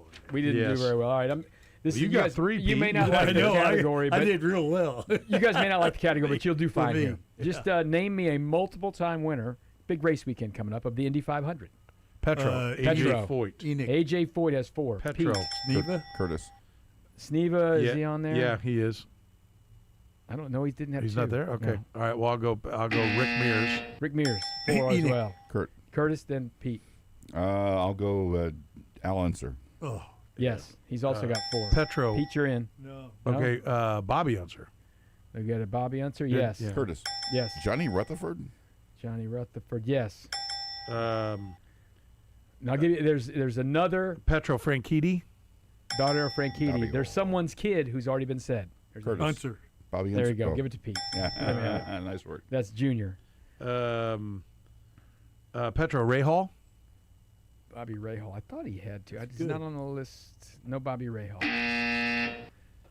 This guy. There's one more guy with 4. He won his first and his last one 20 years apart. Oh, no. Andretti? If you know your Spanish, no, Andretti only won one, I think. Yeah. You know your Spanish. His name means ice. Right, Julio. From the sun. There you go. There you go. Castaneda. There, Oh, Helio. there you go. Helio. Yeah, there, good he's job, got Pete. 4. A couple of these guys Nice. are older names. Matter of fact, there's a guy who just won 23 and 24. So that's Roger Ward. Curtis. Gober Sosby. close. Award. No. Sato. Some names you may know here. Yeah, Sato won 2. Do I get that? No. Damn it. Joseph Newgarden won 23 and 24. Yeah. Dan Weldon won a couple. Won Pablo Montoya. Those are. This Pablo is Montoya, Ari, yes. Ari Lyondike. I saw him win Yeah. one up there. Emerson Fittipaldi, Gordon John Cox. Fittipaldi. names That like was yeah. And there's Gordon some other John names, Cock. too. I should have got that. Wilbur Shaw. Yeah, first There you go. or second. Yeah, he won 3 of them. So Yeah. he did all right though. What do you got, Pete? Okay, I want to know why. I don't want to know any smart-ass answer like, oh, they laid them. No, I want to know why they call it the Brickyard. Well, because it used to There's- be the whole track used to be bricks. No. Lebo. That's Yes, it did. Well, that's not the why answer. they That's call it not what that. I'm looking for. Lebo, because there used to be a. It's not, it didn't used to. No. No, they paved Lebo. over an entire brick track and left How just about this? And the start-finish answer line. to that is no. The answer. How about there used to be a facility that manufactured bricks there. No. Don't look at me like that. The answer was no. Lebo. I'm Because absolutely right. No, you're not. Lebo. No, you're because not. the finish line is 1 yard wide. Made No. of brick. No, you're not. For once in your life, somebody's telling you no. It's not once. It's twice. Because earlier Oh, today he did okay. some really No. bad math. He said the Royals were No, on pace to win 12 games. bricks now, Soren. It's not wasn't. It wasn't then. The bricks are on there now. I want to know why. It's the Brickyard. Because they built a track out of bricks. Lebo, because And I'm going to say no. Lebo, because the finish line is bricks. No. Okay, I'm out. What is it? What is it? The entire track used to be tar and crushed rock. They ran the first race on those, ruined the tires, then they replaced it with bricks. Were you right? No. No, he wasn't right. No. No, he was The wrong. entire track was tar and crushed rock. Come on, Petro. We'll Get take a better. break. What's the score? We'll take a break. It's not good. You think you were right? I feel pretty good, yeah. No, I feel pretty no, good. you weren't right. No, the entire There are track bricks wasn't under brick- that asphalt. I'll tell No, you that no, right no, now. no. They're still bricks. They still have bricks there. What's the score? Let's see. some math. Pete I'm not doing well. has 1,000. Todd has 1,000. We're tied, buddy. Curtis has 1,300, and I have 1,400. We're 4 wide coming around the corner at the Brickyard. What is our category? Regular season wins and the NBA playoffs. Regular season wins in the NBA and the NBA playoffs. They go together somehow. Okay, somehow they go together. Something to do with bricks. If you give a final Chumps question to Kyle, send it to Kyle at 810WHB.com. You will get a free oil change from our friends at Big O Tires, the team you trust.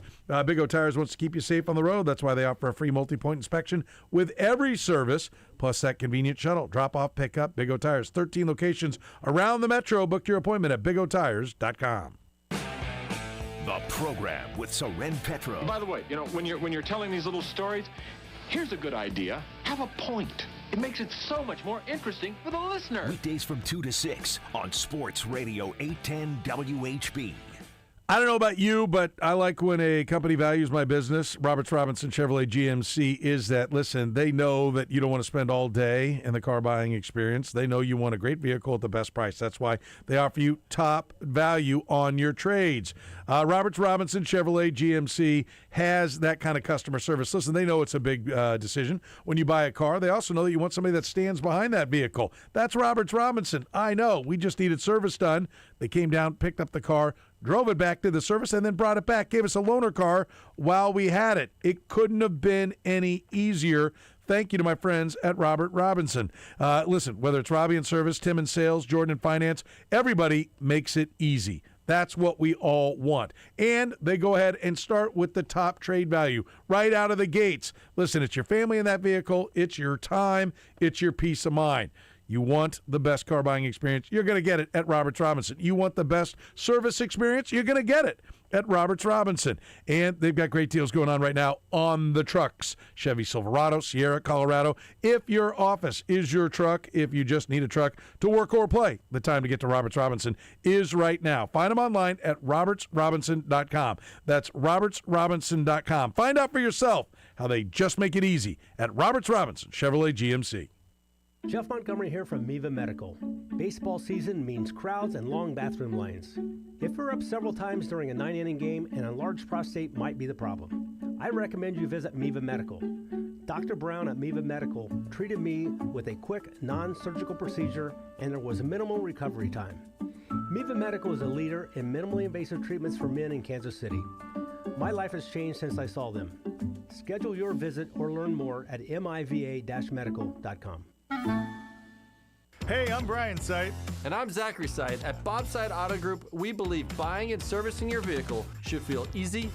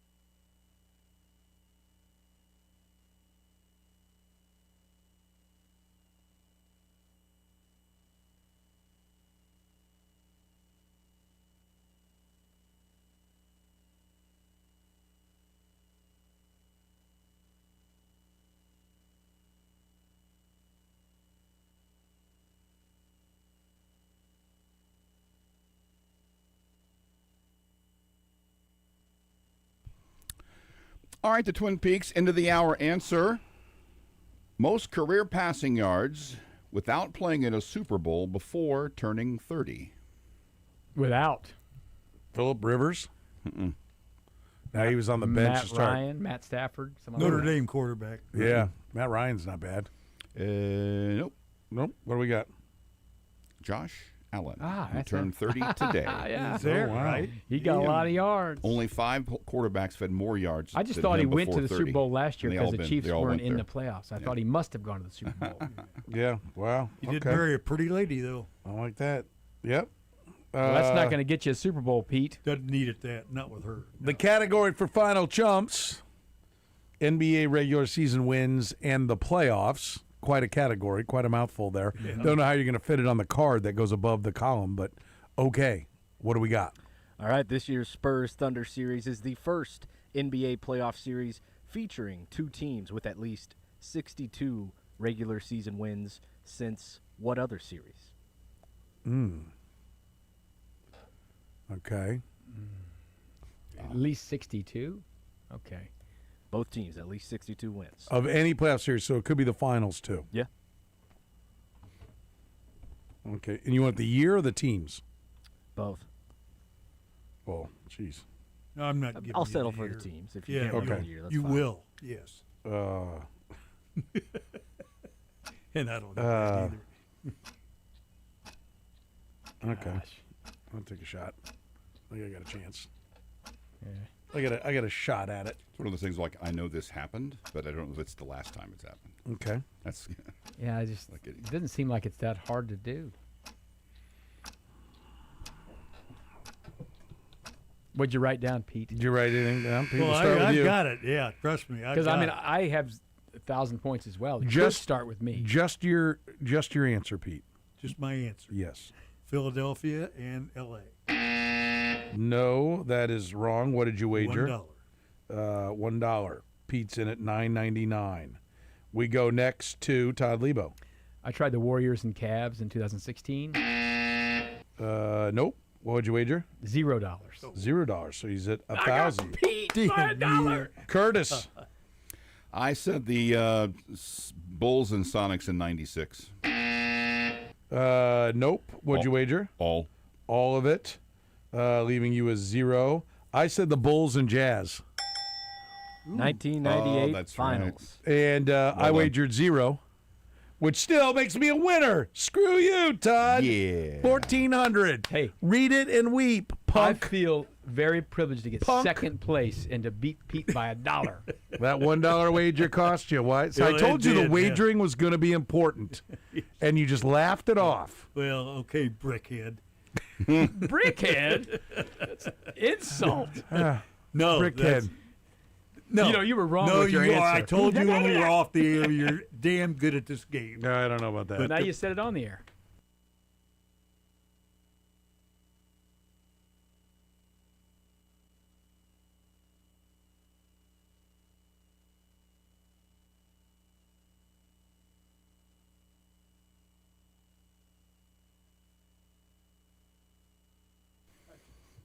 All right, so what pitcher did have the most career wins ever against the Royals? Brought to you by La Feta Delicatessen.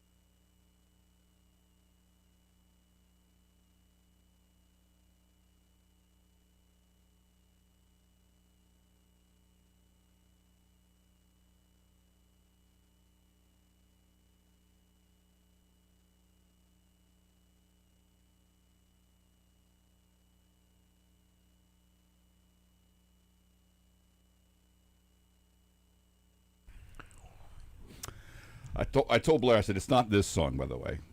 Blair and I were having a conversation at the break. I said, it seems like there's always some piece of music, there's some hook or something in the back of my mind at all times. And if I'm not thinking about something, I get some song bouncing around my head. And then I told him, it's not this song, by the way. This is not the one? No. Okay. No. Good to know. Blair Kirchhoff is here. He's brought to you by our friends at Art and Frame Warehouse. FrameKC.com is where you can find him online. 92nd Metcalf is where you can see him in person. Lifetime warranty with everything they frame. They're experts. They're specialists when it comes to framing the sports memorabilia. Sure, they can frame everything else as well, but taking care of and protecting your item is a very important part of the equation. You know, some people will pin it down. That actually creates a hole. It damages the item, makes it less valuable. Protect your collection with the experts. Art and Frame Warehouse. Michael and his staff are fantastic. More than 25 years, locally owned and operated. They'll deliver, they'll install as well. I highly recommend that service. Everything I've had framed when it comes to my memorabilia collection has been framed at Art and Frame Warehouse. For more than 20 years, I've been going there. They've been in business for more than 25. Go to FrameKC.com. Blair, how are you, buddy? Doing well. Hope you are too. But we were chatting about the baseball team. Yeah, the local 9. Mm-hmm. Yeah. The Mudville 9. Yeah. It was nice of them to wrap. Joy in Mudville right now. It was nice of them to wrap up the season early, so we won't have any conflicts. Yeah. With covering the Chiefs, Getting out of the way of the World Cup. Yep. Yeah, a lot of times they like to do it before the Chiefs get to St. Joe. But I thought wrapping up this time before minicamp and OTAs and everything, that was convenient.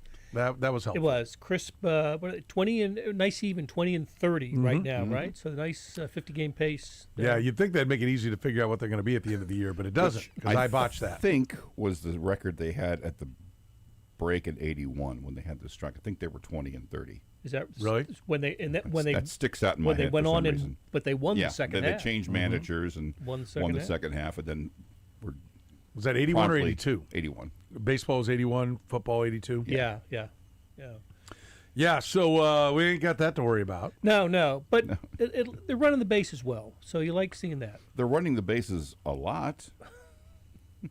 We used to joke way back when they were.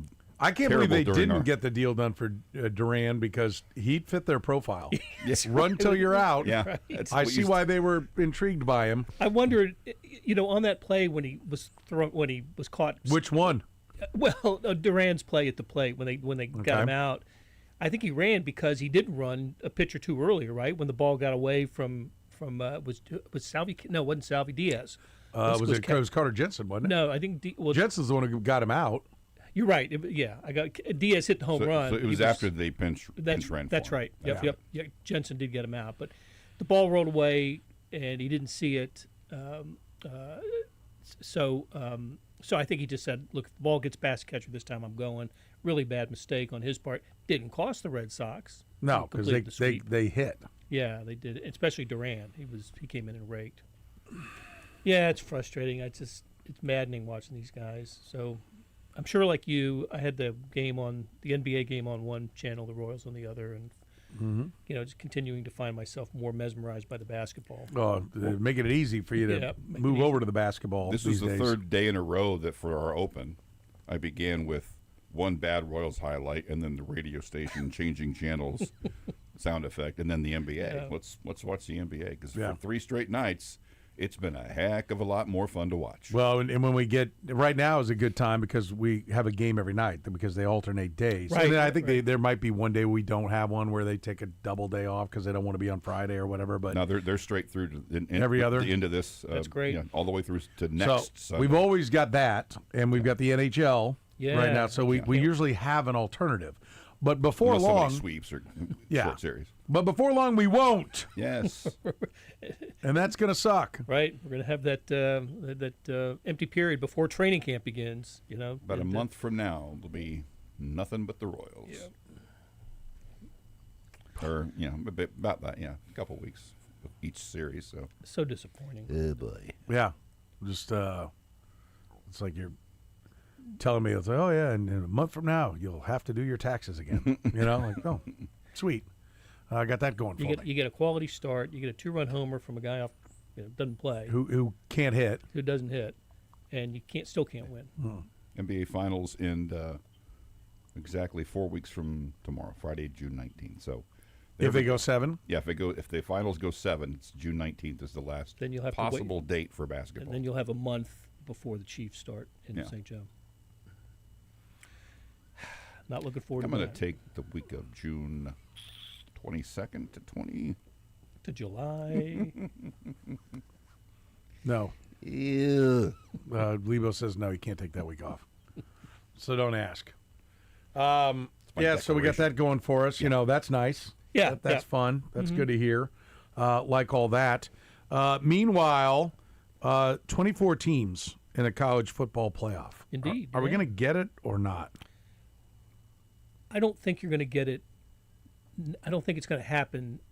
But it has to. They have to decide on it before December 1st this year, and I think they'll table it and go. The SEC doesn't want it. Have to decide by December 1st for the 26th season? Not for the 26th season. For 27. For 27, Yeah. okay. And right now there's too much. The Big Ten, the ACC, and the Big 12 want it. The SEC is kind of split. Some of their people want it, some don't. ESPN doesn't want it. Fox and other networks want it. So there's kind of a little too much disagreement for it to happen quickly. A lot of discussion is going to happen these next couple of weeks because we're all having their spring meetings. SEC's going to Destin next week for their spring meeting. Big Ten's already had theirs. Big 12 will have theirs. So I think what's going to happen is some kind of compromise. I think they're going to go from 12 to 16 to 24. That'll be the progression. Just a thought on mine, because the SEC is, you can't do this unless all conferences are going to buy in, and they're the loudest. Whether they're the most influential anymore with the Big Ten success of the last few years, I don't know, but they're certainly the loudest.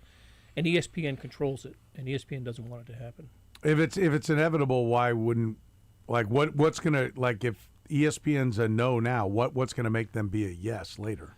Well, ESPN would still control a 16-team playoff. That's part of the contract. What they don't control would be anything larger than 16, is the way I understand it. So, do they have any say?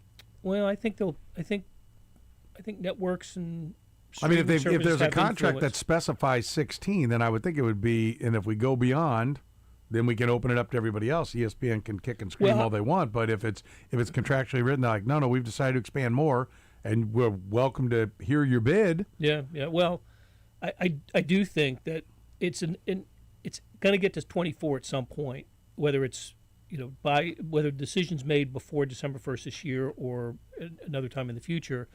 And I think the only way it works is if other networks get involved in it. And the first weekend of the NFL playoffs, every network's got a game, at least a game, right? It's all the stakeholders in the NFL have a game. I think that's going to how it's going to have to work with college football. NBC is going to have games, and CBS is going to have games, and name your streaming service will have games. And to me, that's the only way it can work. It's the only way they can get enough money to make it work, because that's they're going to lose the money that they would make on conference championship games, because those are going to be gone, because they'll want the playoff to start the first weekend in December, which is conference championship weekend, and then go through the first or second week in January. I don't have as strong a feeling about this. I think you'll lose conference championship games and maybe some bowl games out of this. If they're being replaced with other college football games, I kind of don't care. I just want the games.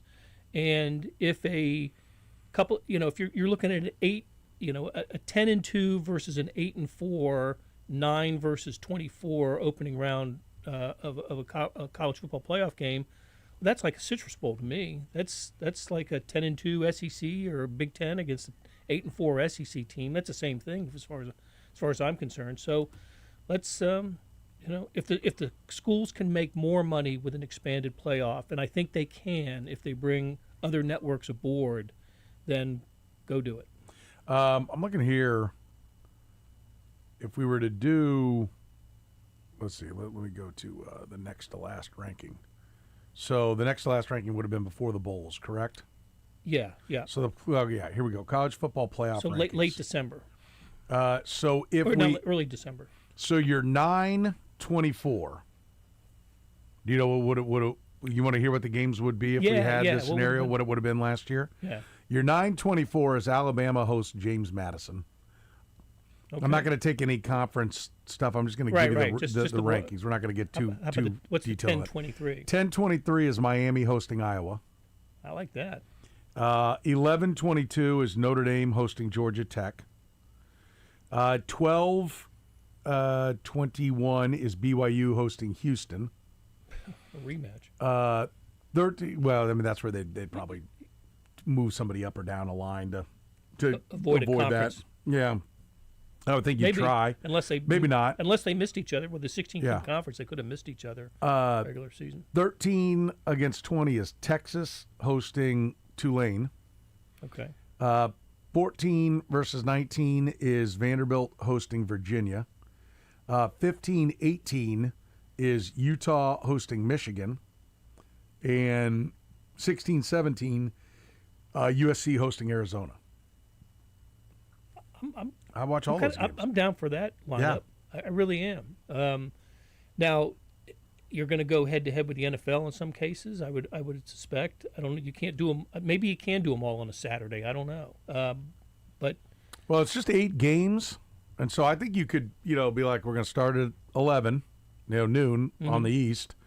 And, for West Coast games there, the hosts were Alabama, Miami, Notre Dame, BYU, Texas, and Austin, Utah, USC. Yeah, you can spread that. You can spread that out. You could have a 9P. Yeah, 11A and 9P. Yeah. All the way to 9P. Mm-hmm. Yeah. I kind of like that. I do like too. That lineup. And then you do the same thing the next week because you're still at 16. Then the other ones go in, so you do the same thing. I think they'd be better off doing that than this. Like we're going to go 2 on this Thursday and 1 on a Friday and 1. I don't think. I think they'd be better off having. We're gonna own this day. And in the NFL, you want to take your chances that you've got a good Saturday game. Okay, good luck to you. Yeah. But I think the NFL, I think college football should flex the muscle. Those games in college football, excuse me, I almost just spit all over myself. I don't know what the hell just happened there. Those games in college football are single elimination games, so they mean something versus getting Titans-Jets. And even if you're like, no, we're going to cherry pick it, we're going Chiefs-Chargers. Okay. I mean, that's a good game, and all of Kansas City would watch, and both Charger fans would watch, and, you'd have an element. But the more compelling television is the team that's going to be out if they don't win. Right. And if you put multiple games on, then you've got the opportunity. What I think is great about the NCAA tournament is, we got 4 games. 2 of them are turds, but 2 of them are good. And we can watch that. You sell the ad revenue across. But like you said, the only way you can do that is if you've got one network that's controlling it. Sell the advertising. Right. Or a partnership, whatever. I don't know how that the whole inner workings of True TV, TBS, TNT, and CBS's, affiliation. But they're all in it. Like when you see an ad, it's running on all 4 networks. That's right.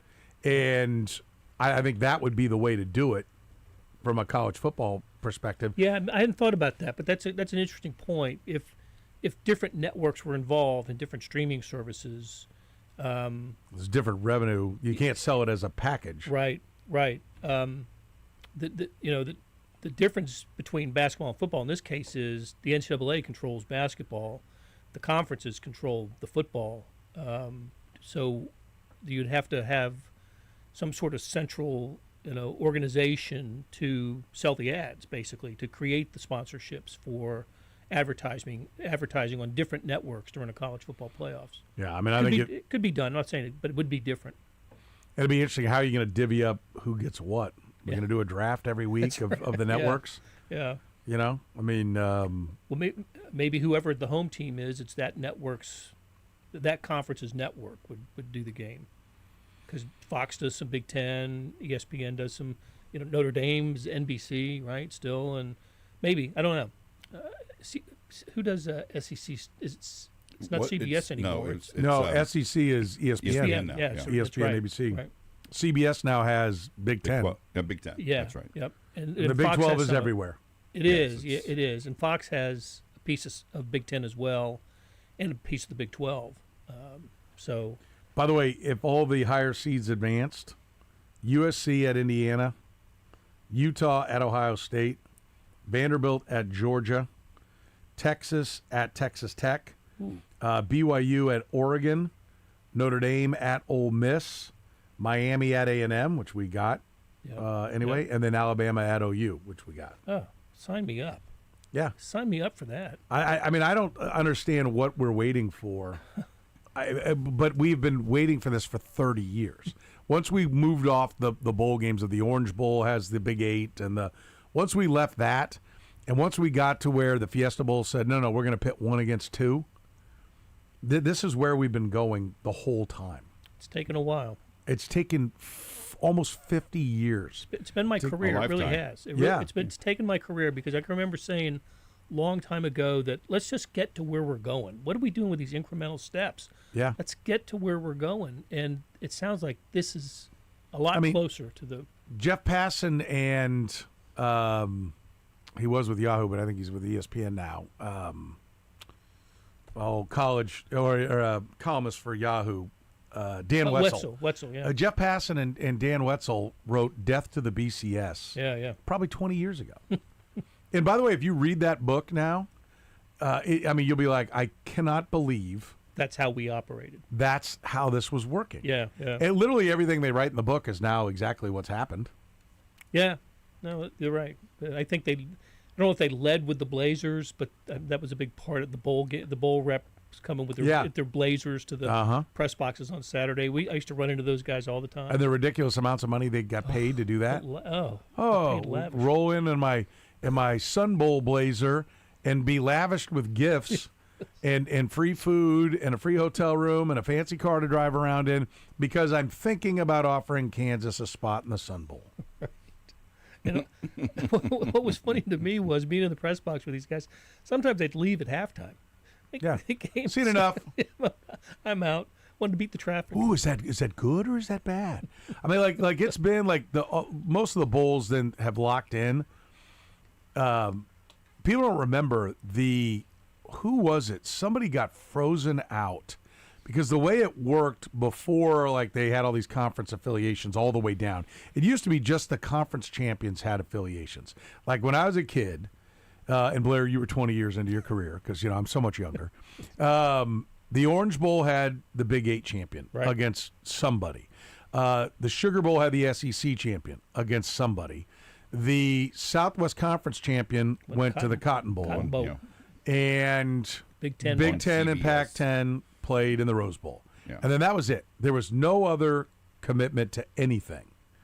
And so if you came out of the ACC or the Big East or, there were many, many independents back then, Penn State Miami and all those, Miami, you could land, you would fill out wherever it was. But if 1, 2, 3, 4, 5 came from the Southwest Conference, Big Ten, Pac-12, or not the Pac-10, but Big Ten, you could not get a matchup. Right. And so when the year in '82, when Miami won its first championship, they were 5 in one poll, 4 in another, and playing number 1 Penn State. Nebraska. Or playing number 1 Nebraska, right. Yeah. Playing number 1 Nebraska. 83. In 83? Is that what it was? Yeah, the Mike Rozier Nebraska team. And I still remember the matchups. Number 2 and undefeated was Texas. They were in the Cotton Bowl. They hosted Georgia, who was like number 8, and Georgia upset them. Number 3 was Illinois, and I think they were undefeated as well. And they were in the Rose Bowl against like a number 21 UCLA, and Rick Neuheisel and UCLA upset them. And then Miami was 4, and I think Auburn was 11-0-1. No. Auburn had one loss. I think they were 11-1 or 10-1. Maybe we only played 11 back then. And they were 4 in one poll and 5 in the other, and they got beat by Michigan in the Sugar Bowl. Who was the second tier Big Ten team, and that's what set up Miami winning the national championship that year. Because Tom Osborne went for 2 in the win, Instead Because of, had he kicked the extra point and had the tie, he would have been national champion. that's right. Would have been his first. He ended up winning 3, but it would have been his first. But those tie-ins were all the that's right. It was crazy. Why we couldn't get a 1 versus 2. So then once they started putting 1 versus 2, then it's like you have a basketball tournament, right? You see how this bracket thing works. You're doing it in D2. Like what are we doing here? And it literally was. I mean, a handful. There's never been a bigger example of a handful of American greed of power than a handful of fools holding hostage for 40-plus years the sport when everybody else was going to benefit from change, but literally just a few dopes with the bowls and the fact that people don't like change and are lazy kept us for 40 years from getting to where we're ultimately going to go, which is basically just the format that Division II has had forever. We have this amazing thing called March Madness. I wonder if we should try that with the more popular sport. Nah. One of the biggest influences. That's crazy talk, that is. And they would make things up about, well, it's too many games, football's too physical, you can't play that. What about the missed class time? That was another big one of the BC and death to the BCS. You know, like, all the classes they'll miss. And how farcical. You know, we touched on it, but one of the biggest influences and really ill-advised situations in the bowl system was the influence of tourism bureaus in those cities that hosted games. You know, in New Orleans, in Atlanta, and in Orlando and Miami, and all those places, they would, they would pay lavishly to the conferences to keep the affiliations and to continue their bowls, and I think that delayed because it was such a good deal for the schools and for the conferences. That delayed having a playoff system in football because it was a vacation for a week plus. You know. The old Big 8 people talked about that all the time. When they would, New Year's Day Bowl in Miami, you'd go the day after Christmas, and and your schools, not just your team, but athletic administrators would all go. Their spouses, and it was easy to continue to influence the schools and the conferences that this was the right way to do it when you're giving them a free vacation in the winter, especially. It was a bribe. Yeah, it's totally bribe. It was nothing more than a bribe. You, Mr. Administrator, get a free trip to Miami and get to sit down here and then write off anything we don't already pay for because it's a work trip. Trust me, they paid for nothing. I know. But if you bring your significant other and they go shopping, well, we had to have it. It's a business trip. It was amazing. All right, we'll take a break, come back and talk with Blair Kirchhoff, talk a little bit about our conversation with Gene Taylor. Also want to get into the Diamond Cup. Everybody wants to win the Diamond Cup. Kyle, do you know what the Diamond Cup is? They haven't played it yet. So you do know what it is then? Yeah, I know what it is. Okay, interesting. We'll take a break. More with Blair Kirchhoff. He's brought to you by our friends at Art and Frame Warehouse. You can find them online at framekc.com. Kansas City's best when it comes to framing your sports memorabilia. Framing anything is Art and Frame Warehouse, online at framekc.com. See him in person at 92nd and Metcalf.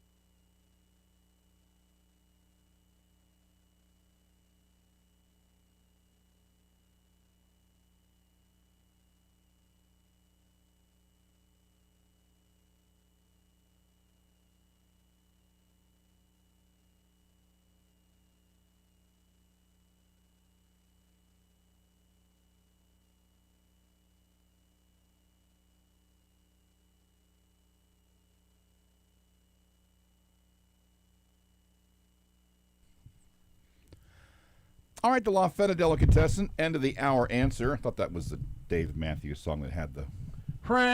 It didn't. What pitcher had the most career wins ever against the Royals? The number is 34.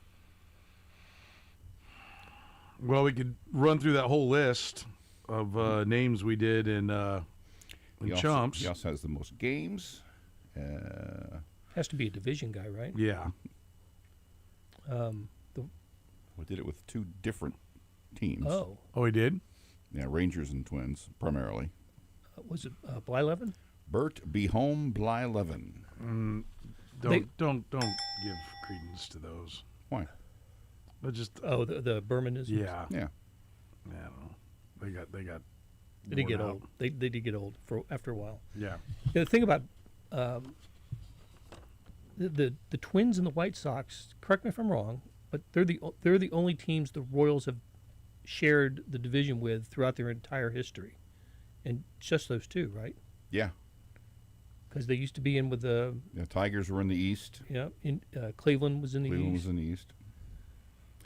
And all the other teams that were in the West with them some of them went out to the West, California. And Texas. And, yeah. Yeah. Well, there you have it. There you have it. So it had to be. I would figure it had to be one. And there was no White Sox pitcher that, had. Well, I was trying to think of like Tom Seaver wasn't there long enough. I mean, he was good there for a little bit with the White Sox, but yeah. Well, he was all over. Yeah, Minnesota, Texas, Cleveland, back to Minnesota, California. So other than Cleveland, he was in division with the Royals. Yeah. Yeah. Because Cleveland wasn't in division then. No, not in '82. But at least AL where they could play. And the only time he couldn't was 3 years he was in Pittsburgh. Yeah, won a World Series with the Pirates.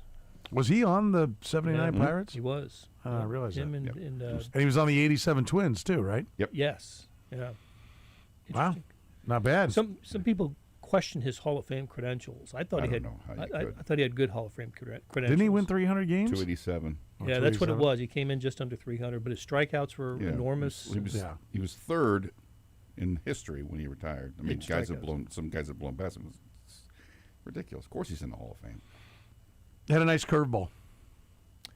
The most famous curveball probably ever. Yes. Yeah. Yep. We're talking to Blair Kirchhoff here in the program. We just gave away La Feta Italian Delicatessen. If you've got any kind of festivities coming up, don't forget they cater as well. Their charcuterie boards are outstanding. Their sandwiches are incredible. Give them at least 24 to 48 hours because they are going to make sure everything is fresh, and they need the ingredients, so they need to know in advance. Get it right now at lafetadeli.com. Better yet, get there in person, 143rd and Metcalf, for their wonderful, wonderful rockin' line of sandwiches. At La Feta Italian Delicatessen. Including the Queen, which I will state it again. I had it again Tuesday night when I went to the ballpark. Best sandwich I've ever eaten. I mean, that's high praise. I've had it 10 times. Every single time, every bite, it's just like, this thing is perfect. The combination of the ingredients, it's just ridiculous. The Beach how Boy, good they are. The Boss. The Boss. I like the Boss. The Boss has got a little kick to it. Yeah, they're great. They do a fantastic job. Adam, we love you, buddy. Thank you. Keep making those sandwiches. Blair, the Diamond Cup. It's coming. Is it? I mean, we're definitely going to do it. And how's it going to work? It's basically they are creating, in addition to this Vegas tournament, which is actually, I guess, going to kind of be a tournament this year with what, a 16 team and an 18 Yeah, they're two brackets. One is a 16-team bracket. One's an 18. They don't have anything to do with each other. But except for they're all going to be played in Vegas. Yeah, all played in Vegas. They're all players are going to get paid to be part of it. And my assumption is, there'll be a loser's side. So when you lose, you go the other direction. You just can't win it, but you keep playing games. Everybody gets 3 games. And then the double losers meet up. Yeah. And so somebody's going to be a triple loser. That's how they'll do that. But this Diamond Cup is supposed to be the blue bloods of college basketball. So it's a lot like the Champions Classic, just more of them. Yeah, yeah. And there's still going to be a Champions Classic. So there's going to be a Champions Classic. They've already contracted that for the next couple of years. And this Diamonds thing is going to happen this year, right? 8 teams, and Kansas is one of them. And so Kansas is playing in Vegas, in the Champions Classic, and in this. I'm pretty sure. If you just check Champions Classic, I think they signed the contract to go another couple years with that. I don't know if they know where they're going to play it this year, Chicago or New York or Indianapolis. But yeah, the event with Michigan State, Duke, and Kentucky and Kansas, I think, is going to continue. And now there's this. Where are they going to play these games? I didn't see that. For the record, yeah, this year it is Chicago. Kansas gets Kentucky, and next year they'll play Michigan State. In 28 they'll play Duke. And that's the last year that's listed for the future matchups. Okay. Is this got a location tied to it, or is this just no? We're getting these games together and we're going to put it on TV. I think I've seen where they want them. They're just. Did I read it right? The guy who broke the story today was CBS Sports, Matt Norlander, who's Gary Parrish's podcast partner. Yeah, exactly. And so that's why I thought CBS might have something to do with, with this event. But did he say something like they're going to play some of it in the East, some of it in the Midwest, and some of it out West? Let's see. Arizona, Connecticut, Gonzaga, Kansas, Kentucky, Indiana, Michigan, and North Carolina. No Duke. Nope, because Duke's got their Amazon Prime games, right? St. John's tried to get in, was told no go. Let's see. So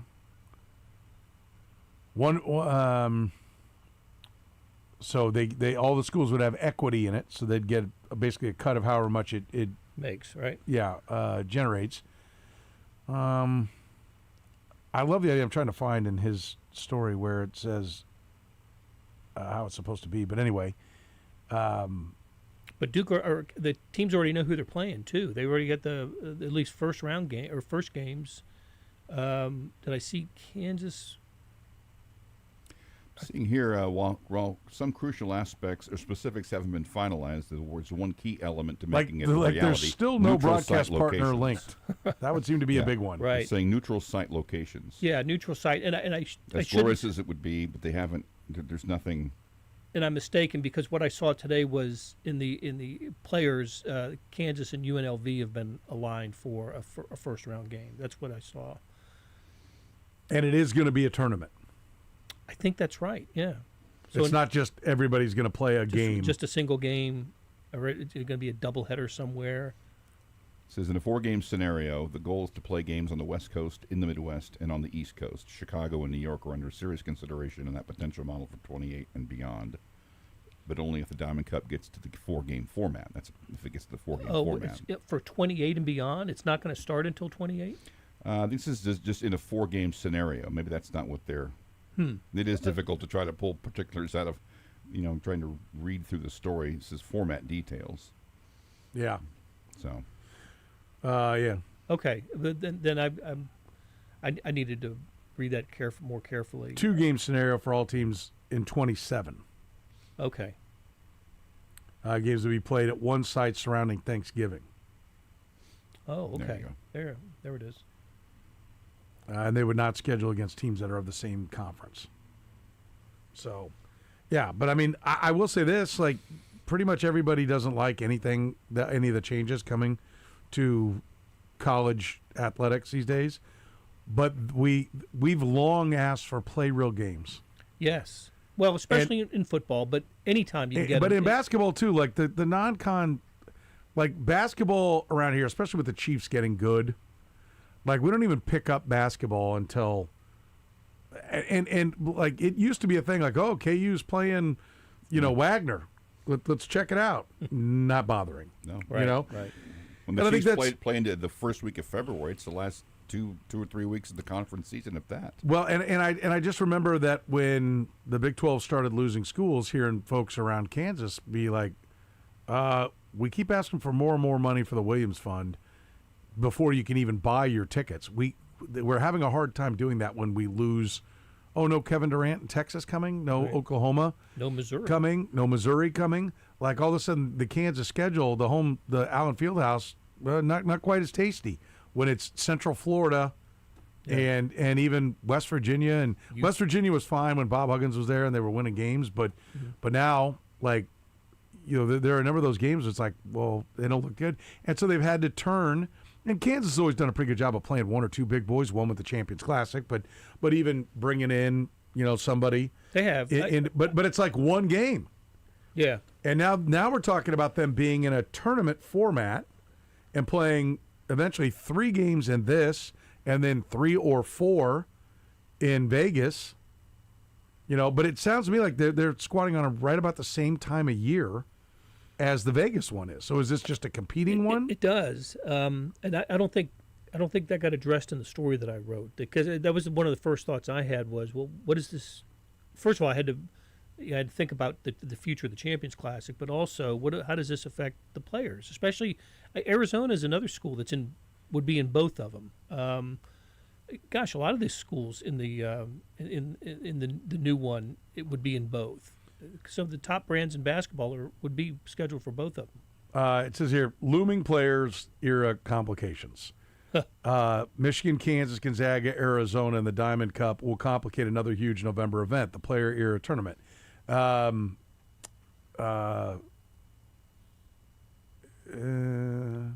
I would be fine with that. I remember college basketball used to have the exempt games. You could count a tournament as one game. If it was a 3-game Maui or preseason NIT or something, would count as one. It is going right up against it, because it's in here. The Wolverines have an opt-out clause in their contract should another event offer to pay more than the players era, but at the same time, players era also has a chance to match the payouts.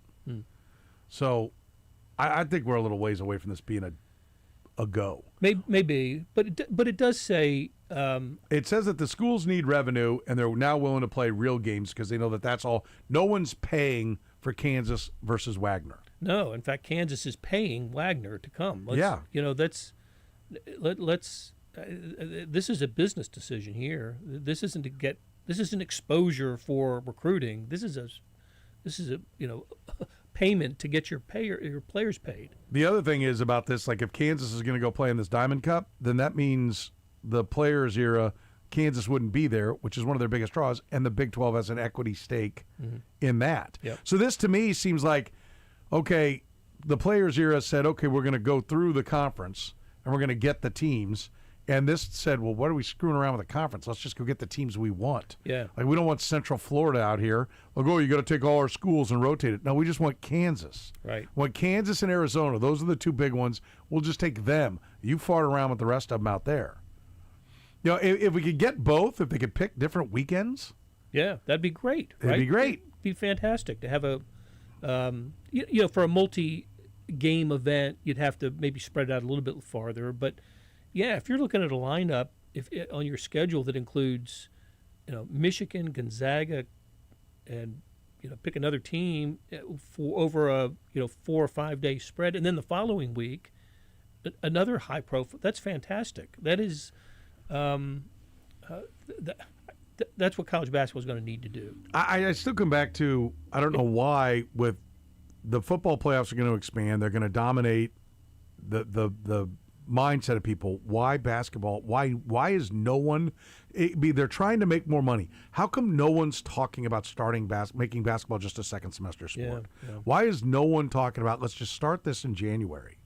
Well, I'll tell you a reason. And go through May Madness. You even got the alliteration. Like, I don't get it. Even if college basketball goes to these high-profile events with the biggest brands, they're still going to go up against November college football, which is Michigan, Ohio State, Auburn, Alabama. Big weekends in the last 2 or 3 of November. Those are tough weekends to go head-to-head with, and I mean, don't you feel like if we're still doing this, which we won't be, in 30 years, we're going to talk about how, like, we have been discussing this for 50 years. This is the same thing we were just talking about with the football. Like, this seems inevitable. You need money for basketball. Get the blank away from football. Yeah. If you you don't like, hey, go where the networks need programming. And if you're like, well, the football, dribbles into January. It does, but we're down to like 4 teams, and we're down to 3 games. We're not down to, it's not where it's like, all the bowl games and then 23 playoff games, which is what we're going to get when we have 24 teams, is there'll be 23 playoff games that you're up against. If you start in January, you can own some things. And it literally is just like, but this is what we've always done. That's been the battle cry of college sports forever. And don't even for a second tell me, well, we don't want to mess with the College World Series. You're cutting programs right and left. Don't act like you care about any of these kids. Don't act like you care about any of these sports or anything that's going on. You don't. Well, you could think about this. If you just made basketball a one-semester sport and it started in over the break, sometime over the break, maybe after Christmas, but over the holiday break, you could have the Final Four in May, and that would run. The College World Series didn't start till June. You'd have two marquee college events in back-to-back months. Be pretty cool. Yes. And you'd get away from the Masters. You wouldn't have to worry about. People always talk about you don't want the Final Four on Masters weekend. If you delayed the start of basketball, you wouldn't have that. You'd play right through it, and you could have the Final Four the first or second weekend in May, which is kind of a downtime for sports anyway. Kentucky Derby's first week. What's the what did we do last weekend? Well, we've got NBA playoffs going to June 19th if they go 7 games. And the Stanley Cup will be somewhere in there. Yeah, a few days before. Yeah, they're actually right now. Their West Hockey Conference Finals are a game back. Right. There've been 3 games played in the NBA semifinals and 1 in hockey. Is what Right, I meant to say. So they're actually might have a couple of days behind. Yeah, It's about the same thing. So what I'm saying, there's a place on the calendar for this. Yeah. In May, first 2 weeks in May for the NCAA tournament, basketball tournament to be, to operate and have a Final Four. It could happen. So will we get it? Nope. I'll bet we do. I think it's inevitable.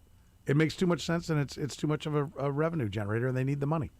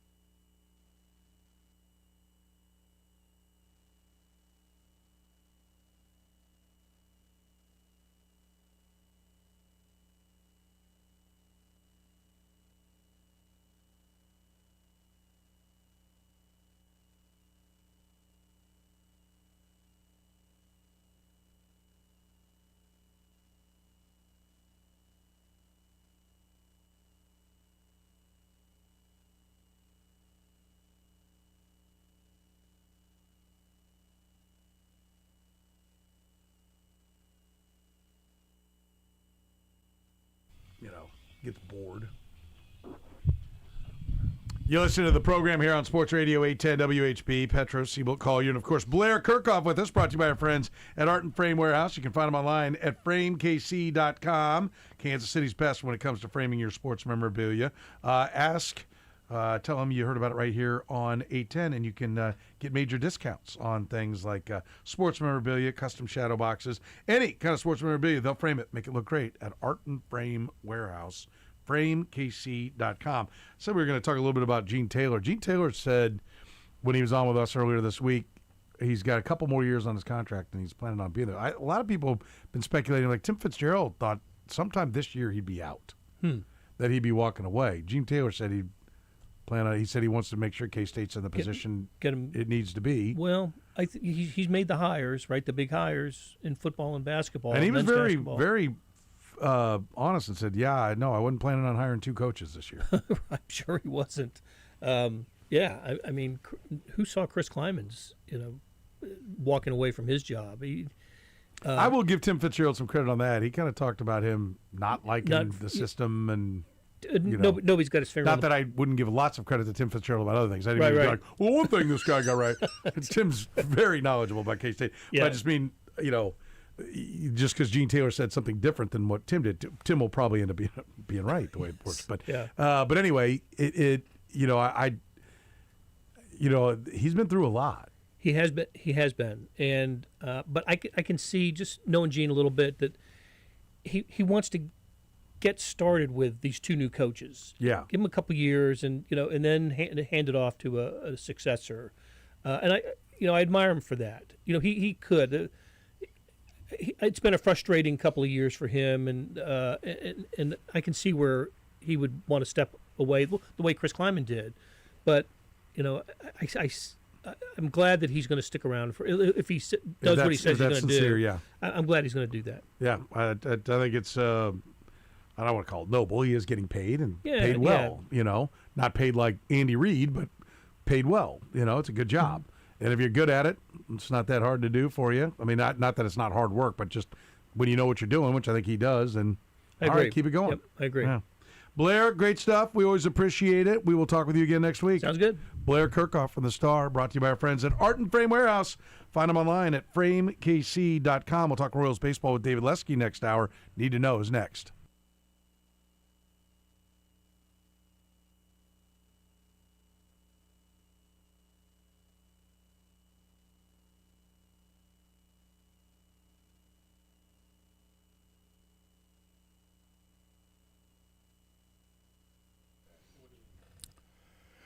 All right, the Major League batting average is currently .241, which would be the lowest since what year? Brought to you by La Feta Delicatessen.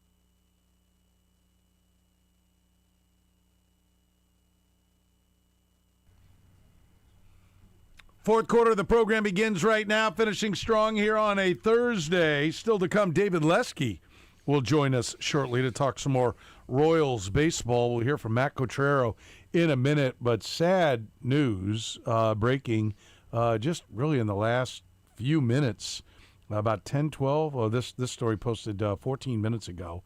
NASCAR icon Kyle Busch dies at age 41. Two-time Cup champion. He said earlier Thursday, NASCAR said Busch was hospitalized as a result of a severe illness. Yeah. Earlier today, they were basically saying he's not going to race because he's ill and he's in the hospital, and so he won't be racing this weekend. Yeah. And now here we sit 7 hours later. 7 hours later, and he has passed. On behalf of the Busch family, everyone at Richard Childress Racing, and all of NASCAR, we are devastated to announce the sudden and tragic passing of Kyle Busch. Our entire NASCAR family is heartbroken by the loss of Kyle Busch, a future Hall of Famer. Kyle was a rare talent, one who comes along once in a generation. He was fierce, he was passionate, he was immensely skilled, and he cared deeply about the sport and fans.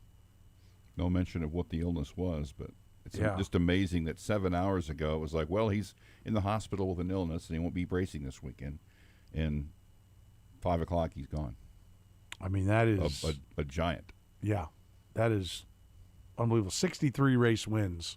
Yes. And one of the, one of the guys that really brought a lot of personality to NASCAR because he sure. was really a guy that, all drivers have their fan base, but he was a guy that people love to hate.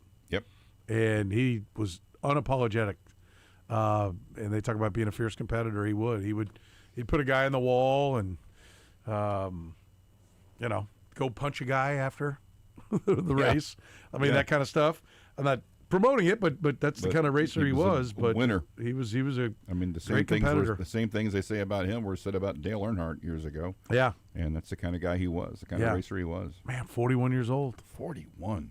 I was just watching him last weekend. Yeah, 41 it seemed old when I was, 25. Now you realize how young 41 is. Man, that's just awful. Yeah. All right. More details as we get them, we'll put them out there. But we'll maybe find out what the illness is on down the road. But yeah, that's tough, man. 41 years old. They just did a story on him on one of the NASCAR pre-games, talking about his relationship with his wife and how close they are and everything. That's a young family. That's tough. 41 years old. So yeah. See if we get more details on down the road. All right, let's talk Royals baseball. Another disappointing result for the Royals. Frustrating night. Matt Cotrero said his team feels bad in every way. Yeah, it was extremely disappointing, frustrating, anger. Any of the negative emotions you want to talk about. I mean, it's unfortunate that that's the way it ended up because the guys played their hearts out. It's exceptionally disappointing. Yes, every negative emotion you can think of, we feel it. So, I could imagine so. Yeah. All right. Cotrero asked what the off day is going to be like. I mean, hopefully we flush the emotional part of it and come back out and just make it as clean a work day, and the competition aspect of it is what we have to concentrate on, because it doesn't do us any good to focus on the frustrations of tonight or this week. It's got to be moving forward, because that's all you can do. Yeah, I mean, there's nothing that's going to come out of his mouth that people are going to be like, oh, that's great. That's a great statement. No. I'm thrilled to hear that. I mean, there's just nothing he's going to say right now. Right. That's going to make anything feel better. Yeah. They're not winning games, and it's a problem. All right, what's next? Matt Cotrero has asked what they'll focus on now. You're going to play a good team coming in on Friday, and we got to play well. And that's been a challenge for us to put it all together, obviously. And, obviously there's a tremendous amount of pride in what we do and how we do it and how they compete and how we work. And when you don't get the results, it's frustrating, because that's what you're measured on, and feeling a tremendous amount of responsibility to get things going in the right direction. you know, it seemed like a flip the table over guy and ran the rave, which is the even steady part that's helped you here these few years you've been here. But do you ever get to that point where you got to do something out of character to get things going? I mean, if I went in there and flipped tables over right now, I mean, that wouldn't help us win a game. I mean, if I thought that those guys would benefit from that, then maybe. But I mean, that's not how guys react to that kind of stuff, in my opinion. There you go. Interesting. Yeah, it's not going to flip at the table. It's not going to. He's right. Well, it's not going to. Listen, I'm not. I don't think baseball. I don't think the success of some fiery managers from the past, I don't think the success came from the fact that they were fiery. I think they did a lot of other things right, but the fans see the fiery. I do think there is a time to light a fire. I think there does need to be accountability. I mean, Michael Garcia is slow coming out of the box. Yeah. And then getting thrown out. Like, that can't just be like, oh, you know. Yeah, something like that I could see. They're and I'm not saying it even has to be, we're going to bench him for a game. I mean, like, somebody needs to be like, that's not how we do it, man. Yeah. Let's come here. I want you to watch this video. Look at you. Does that look like what it is? I mean, we're struggling to score runs, and you're loafing out of the box? Yeah. What the hell? That's better if that comes from a fellow player, but the only person in that I could think of that would. Well, I think Bobby we're beyond the Yeah. they'll police their own. Right. Yeah. I think this stretch now, like we were getting close at 7-16, and they seem to get it going in the right direction. Now that they're falling apart again, I don't think the leaders have been in that locker room, right, in that clubhouse the whole time, and they're not getting any message across.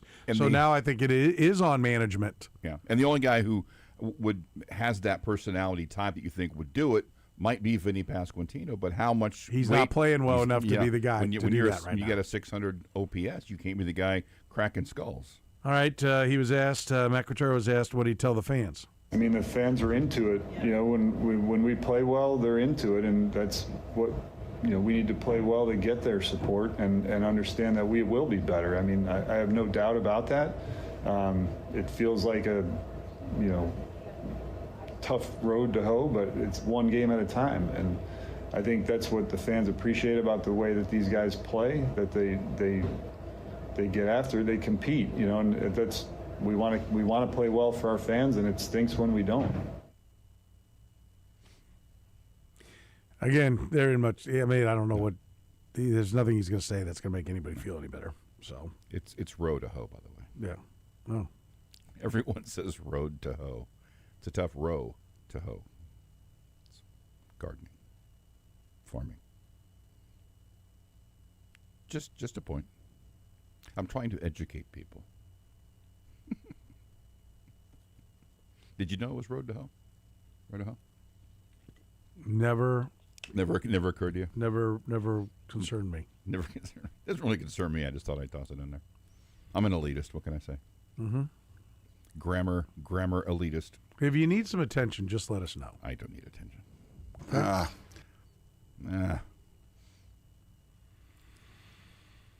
Kylie McDaniel's top 50 Major League Baseball prospects are out. One Royal made it.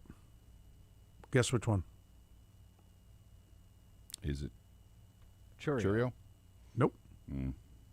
Mitchell? Nope. Shields? Nope. Hammond?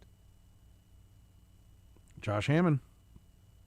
Number 43 on the list. He was 132 last time he put out the list.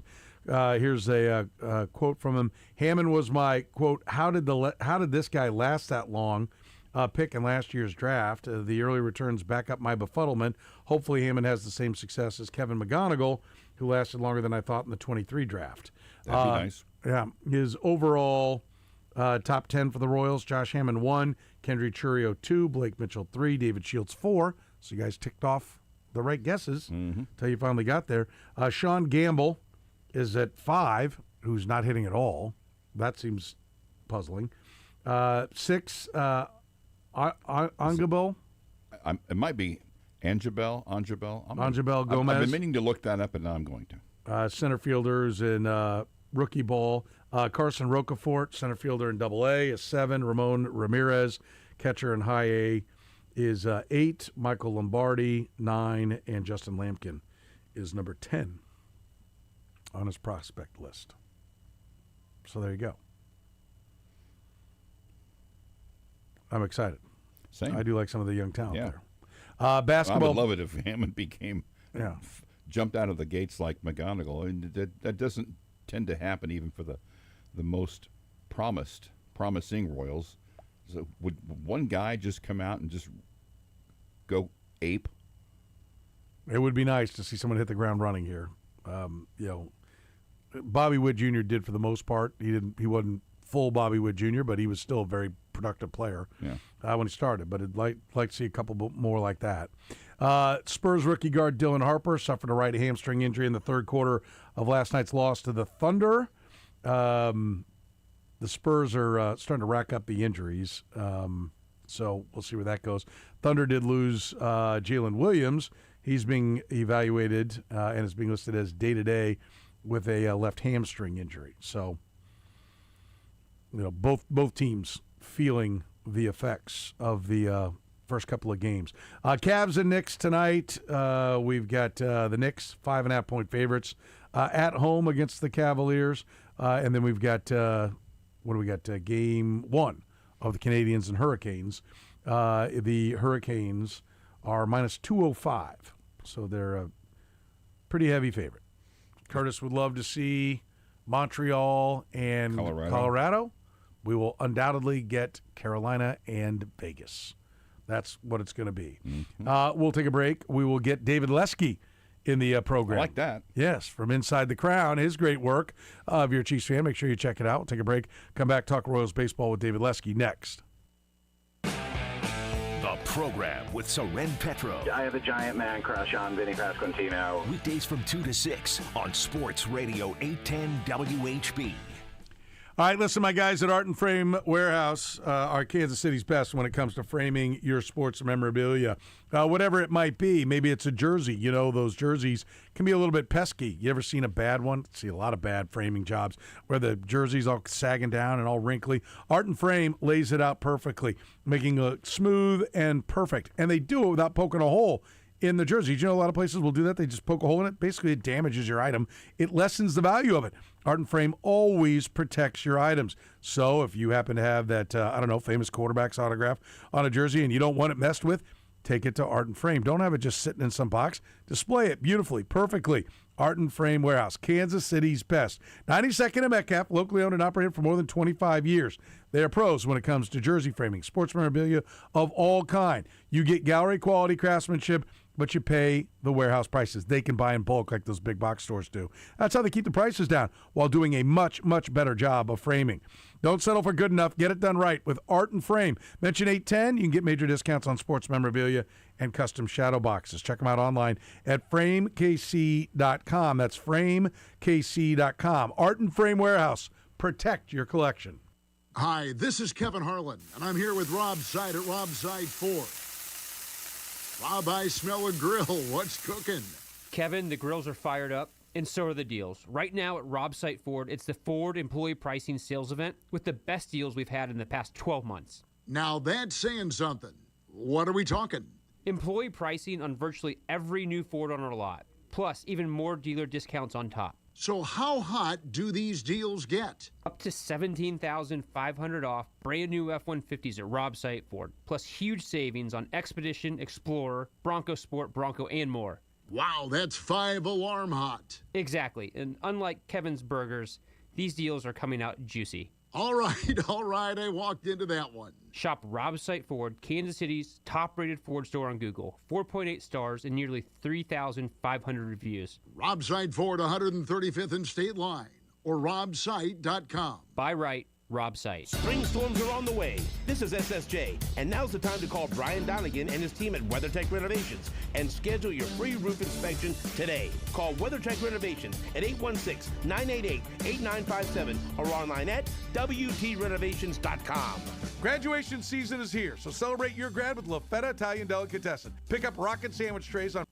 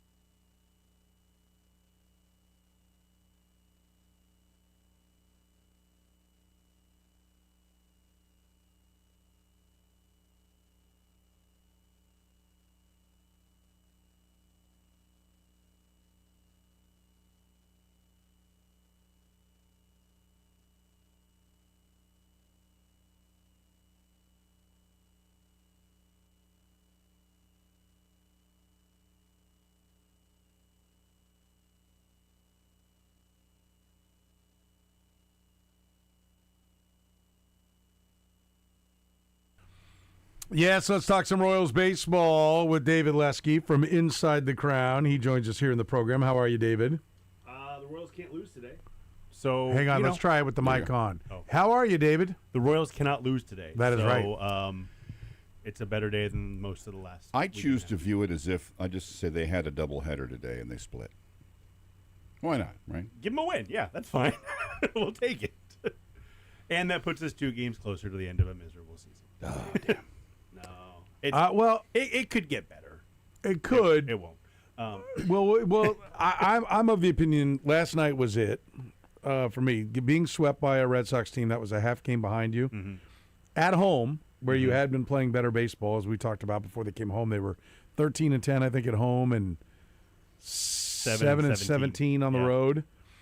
So it was like, okay, that was rough out there, but now you're coming back home where you're good. So start taking 2 out of 3s here. Let's get at least 5 and 4 out of this 9-game homestand, and you drop the first 3. I mean, I don't. The answer does not lie in that clubhouse this year, in my opinion.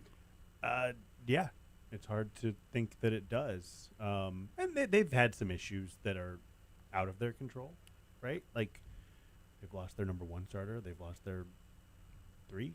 Would you call Bubic the 3? 4, 2? Somewhere in there. I mean, before the year, the way I would describe Riggins and Bubic are their 2 highest upside guys. Sure. Okay. However you want to put it. Yeah. They've lost their closer. They've lost one of their main setup men, and they lost a game because they lost one of their. And they lost their starting second baseman. They lost their starting second baseman. Yesterday was the game they lost. I think they win that game with Matt Strom.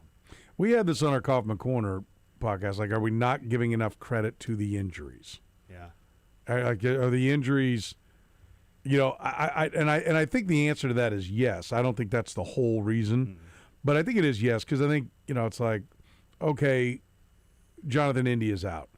Well, he wasn't that good anyway. Well, but you were kind of counting on him to be better than he was last year. Right. You're counting on a bounce back year and getting more of a typical year from him. So what I think you thought what he has been for the Royals, he is replaceable. Right. What you thought he was going to be is not. I mean, you were going to be a 350 on base guy. You're not replacing that with Michael Massey. And to your point that you made on Sunday, it made Nick Lofton have to not be depth anymore. Right. Now Nick Lofton is part of the big league team, and so the depth is gone now. And yeah, I mean, so there. No, it's not the whole story.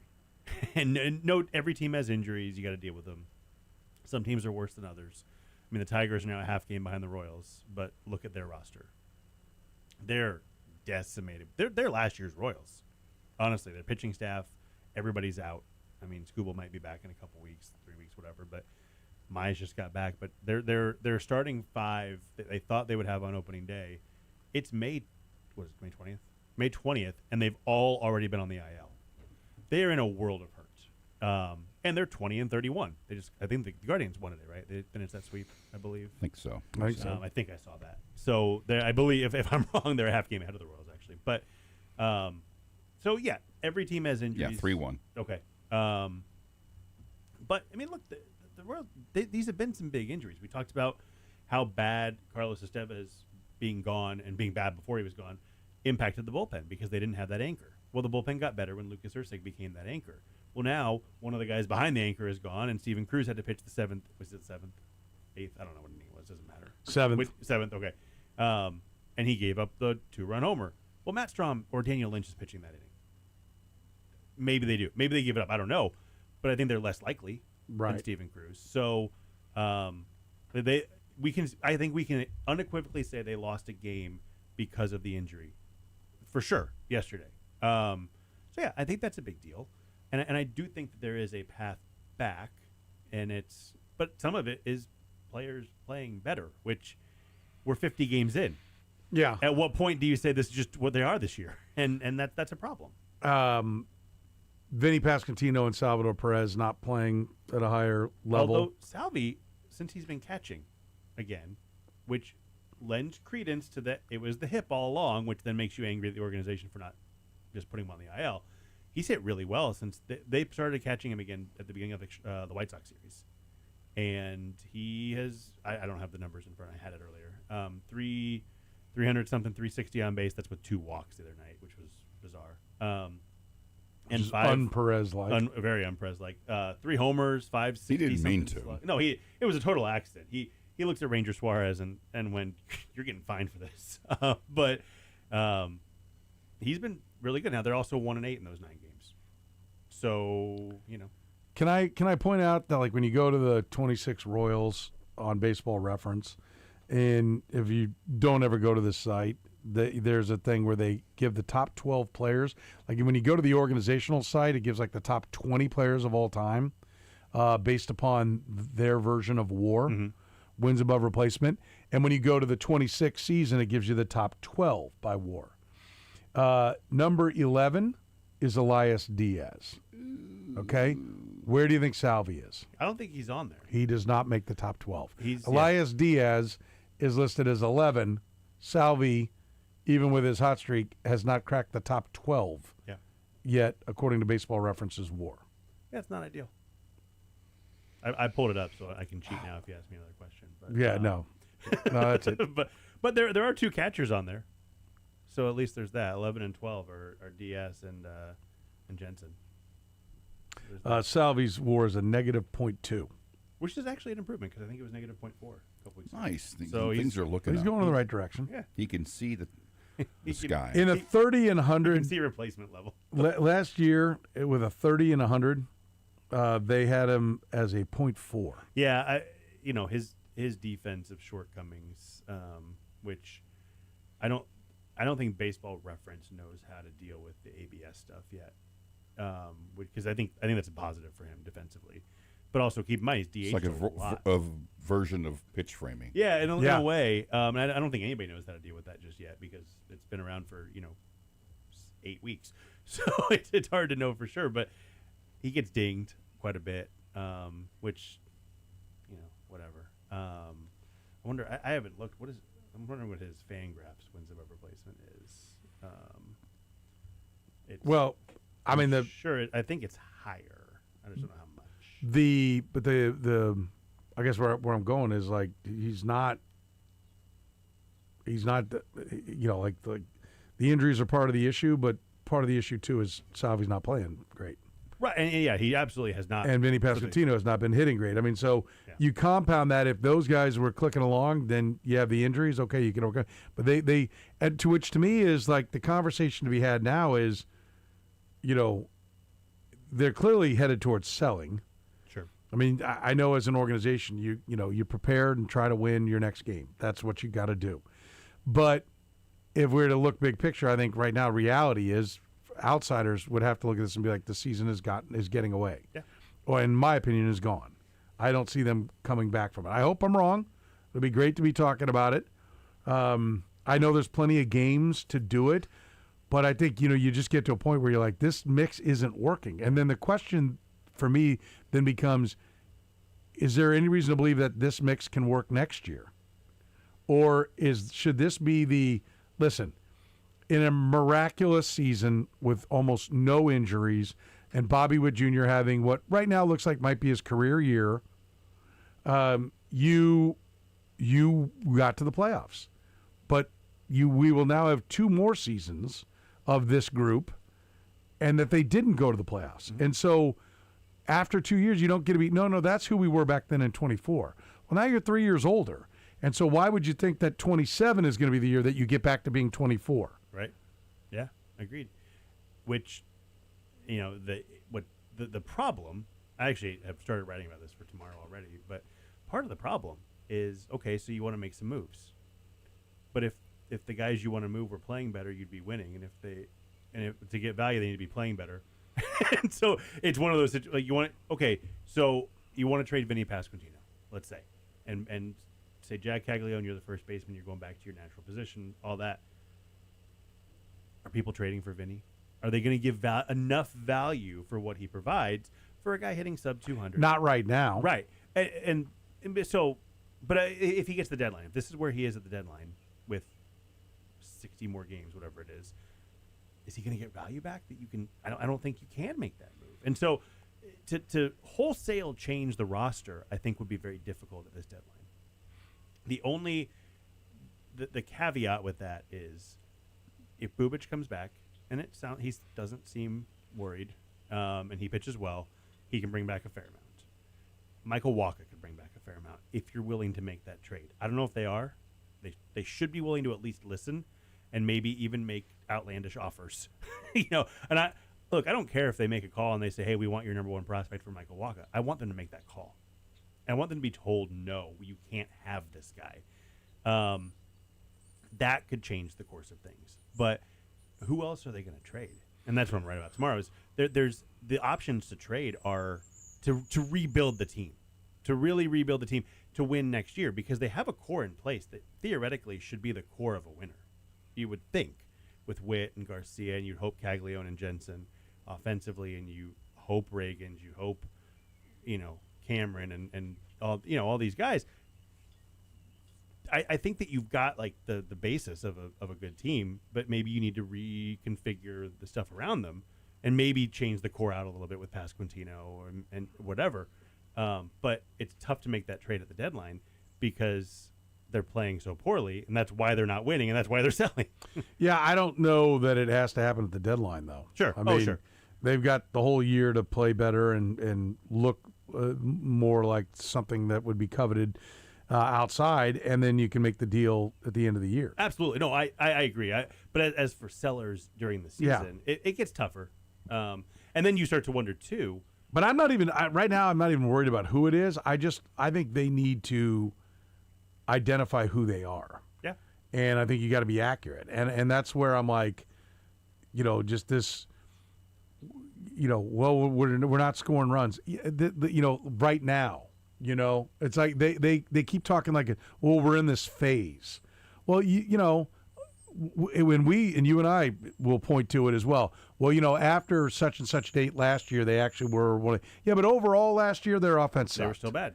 And here it is again. So there was reason to hope, and there was reason to tell yourself we're going to hit better because we finally figured it out in the second half, and so here we go. And so we're going to stay with Alex Zumwalt, and we'll be better next year because we solved it. And now you don't get a point to that hot streak. The hot streak goes away. Now all 25 is, and should be, is all of 25 because you have not carried that momentum forward. You have not shown that there's any reason to believe the second half is who you are. You are the whole year because you're doing the same thing this year. And so that's why, to me, it's like, I think they got to reach that conclusion. Like that's what, like if you and I were J.J. Piccolo and Scott Sharp and we're sitting here like, is this group good enough? Mm-hmm. Like, what do you think? Clearly not. So it's not the injuries and just a bad start. Like everybody has down times. I mean, because I'm ready to conclude that it's not. So here's the thing. That we've got enough data that there's a lot to like here, but it does not add up to being a team that can consistently compete for the playoffs. And if you decide that, then the question is, okay, are we trying to get better next year and be a playoff team? And so therefore we're going to move Churio. We're going to move Shields. Or do you need to look at it and go, listen, we're still then just maybe. Mm-hmm. And what we really should be doing is protecting all these assets, growing them until they get closer and are worth even more, or they are going to be the core of the team, the next team that we actually go to the playoffs with. Well, I think that there's two ways to. I mean, if you can, I think you can trade for 2027 at the deadline and be pseudo buyers, but you can't just trade for 2027. If you're going to make that deal, you've got to get somebody who's around for 4 years. Like I think that teams who are in a bad place but have big leaguers, I think make a big mistake at the deadline sometimes, and they're not thinking about making off-season moves at the deadline. And the Royals did that last year. They kind of did when they went out and got Bergert and Kolek, and Falter didn't work out, obviously. But I think more teams need to look at that and say, hey, if we can give up a prospect to get a guy who's going to be here for 3 more years after this year, let's do it. And so I don't have a problem if they do that. I don't have a problem if they go out and they trade Kendry Chorio for I have no idea what the name would be. If the Rays really wanted to trade Junior Caminero, it's a terrible example because they don't. But if something like that, if they're going to get a star back because they can trade their 18-year-old hotshot pitching prospect, great, do it. Because you're buying, but it's not really for this year. He's just going to help this year. But I do think that you've got to look at this, and especially for this year, you got to say, look, this is the way they've gotten where they are is what makes me believe that they're not good enough. And it's not that it's been they were okay and now they've got a cold stretch. It's 2 cold stretches. And it's not just cold; it's ice cold. I've said this before. Good teams, they don't have 8-game losing streaks. They go 2-6. Right. They don't go 1-8. They go 3-6.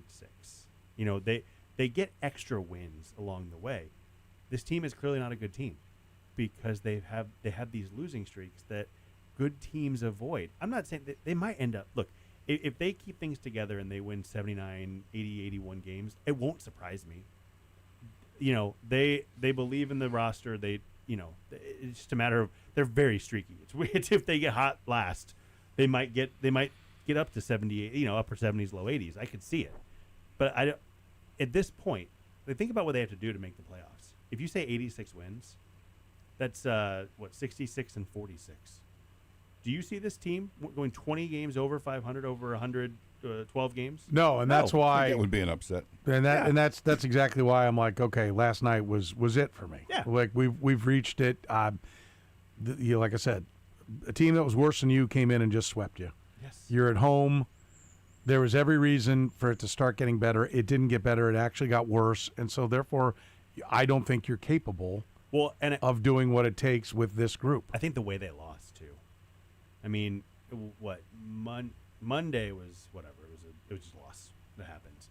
Tuesday with the silly base running, which is actually not their base running rate's much better than people realize. It is. I get why. On the things that they measure, like, going first to third and doing all that, yes. Yeah. But it's not. They make stupid mistakes. Like, I that's great. I love all these baseball analytics and numbers and everything that are out there, but they just hand giveaway outs all the time. It's too many. It is for sure too many. And then the way they lost last night was the way they lost in the first 3 weeks of the season. And it was they've got a lead I mean, let's be real. When you get a lead because Elias Diaz hits a 2-run homer, you cannot lose that game. Right. And they did. And they did. And again, because they didn't have their main setup guy, so they had to go to a different guy. But also, you're a big leaguer. You get the job done, and that's when you lose that way. I don't know. I feel like if they had just lost 4-1 all 3 games, and it was just kind of a run of the mill. Hey, that team was better than this team. I think you don't feel as bad somehow, but because they lost in such hard, like, silly baseball ways, that it's that makes it tough to see it getting better. Yeah, it's just I just don't see how the team that's created 20 and 30 with the injuries that they currently have is going to create 30 and 20 and the underperformance on top of it. Yeah, because even let's say Cole Reagans comes back, he had a 4.6, 4.80 ERA. He wasn't pitching well. No, he was underperforming and then got hurt. Yeah. And so, look, there's a world. There's an alternate universe, and maybe it's this universe, I don't know, where Cole Reagans comes back and Chris Bubic comes back, and they both start shoving, and Vinny starts hitting, and Garcia gets back on track, and they put together a 14-7 stretch, and there's world peace. Yeah, well, yeah, I win the lottery. But we talk about how many times. Oh, well, if you've already won. Yeah, I'm going to need at least $5. No, he's won it twice in the stretch of all these things that are happening that we're talking about happening. But he's winning the lottery twice. Wow, that's incredible. That's just as likely. Again? What? Yeah. You're not telling anybody, right? No. But there will be signs. We won't see Kurtis ever again, except for pictures on a yacht. There's too many ifs, though. You can't. Yeah. You just. I'm not. It's not impossible, but you cannot count on that. There should be like a number. Like, okay, if there's beyond this. If you say if more than 3 times, you're out. Yeah. 2 ifs. Yeah. If you got to say 3 ifs, you're out. You're done. Forget it. It's not happening. And the nice thing is, I mean, look, I think that teams also should be shopping earlier. If you let's say Bubic comes back I don't know when he comes back, 2 weeks, and he looks great. You say, hey, do you want 2 months of Bubich or 3.5 months of Bubich? You want 3.5 months. They should be. They don't, but they don't. It's just not the way it works. So they can operate as sellers, and if they do go on a miraculous run, shift your focus. That's fine, but you need to operate as sellers up until the deadline. I thought that should be the case with them when they thought they were going to be buyers. Why wait till Agreed, the late July to improve your team? If you can get an extra 2 months of something better at a key position, second base, say, why wouldn't you make the move now? But that's the flip side. That's true, but I still think that, but it'd be for the other team. Well, for sure. I'm selling them the same thing. But if you believe in this team, if you say, hey, we're 20-30, but we should be better, I would not do this. Put your money where your mouth is. Go buy. Go get somebody right now. I wouldn't do it. That's a terrible use of resources. But if you think... I use that dynamic, turn it around and say, sell that concept to any team that's 100% got prospects. Yeah. Let's take a break. We're talking to David Lesky here from Inside the Crown, his great publication. You can check it out. If you're a Royals fan, you'll love it. We'll take a break. We'll get, what next, right? We'll talk about that here. We'll also talk about that prospect list. We'll do it with David Lesky next here on the program. The program with Soren Petro. Look, we're pigs.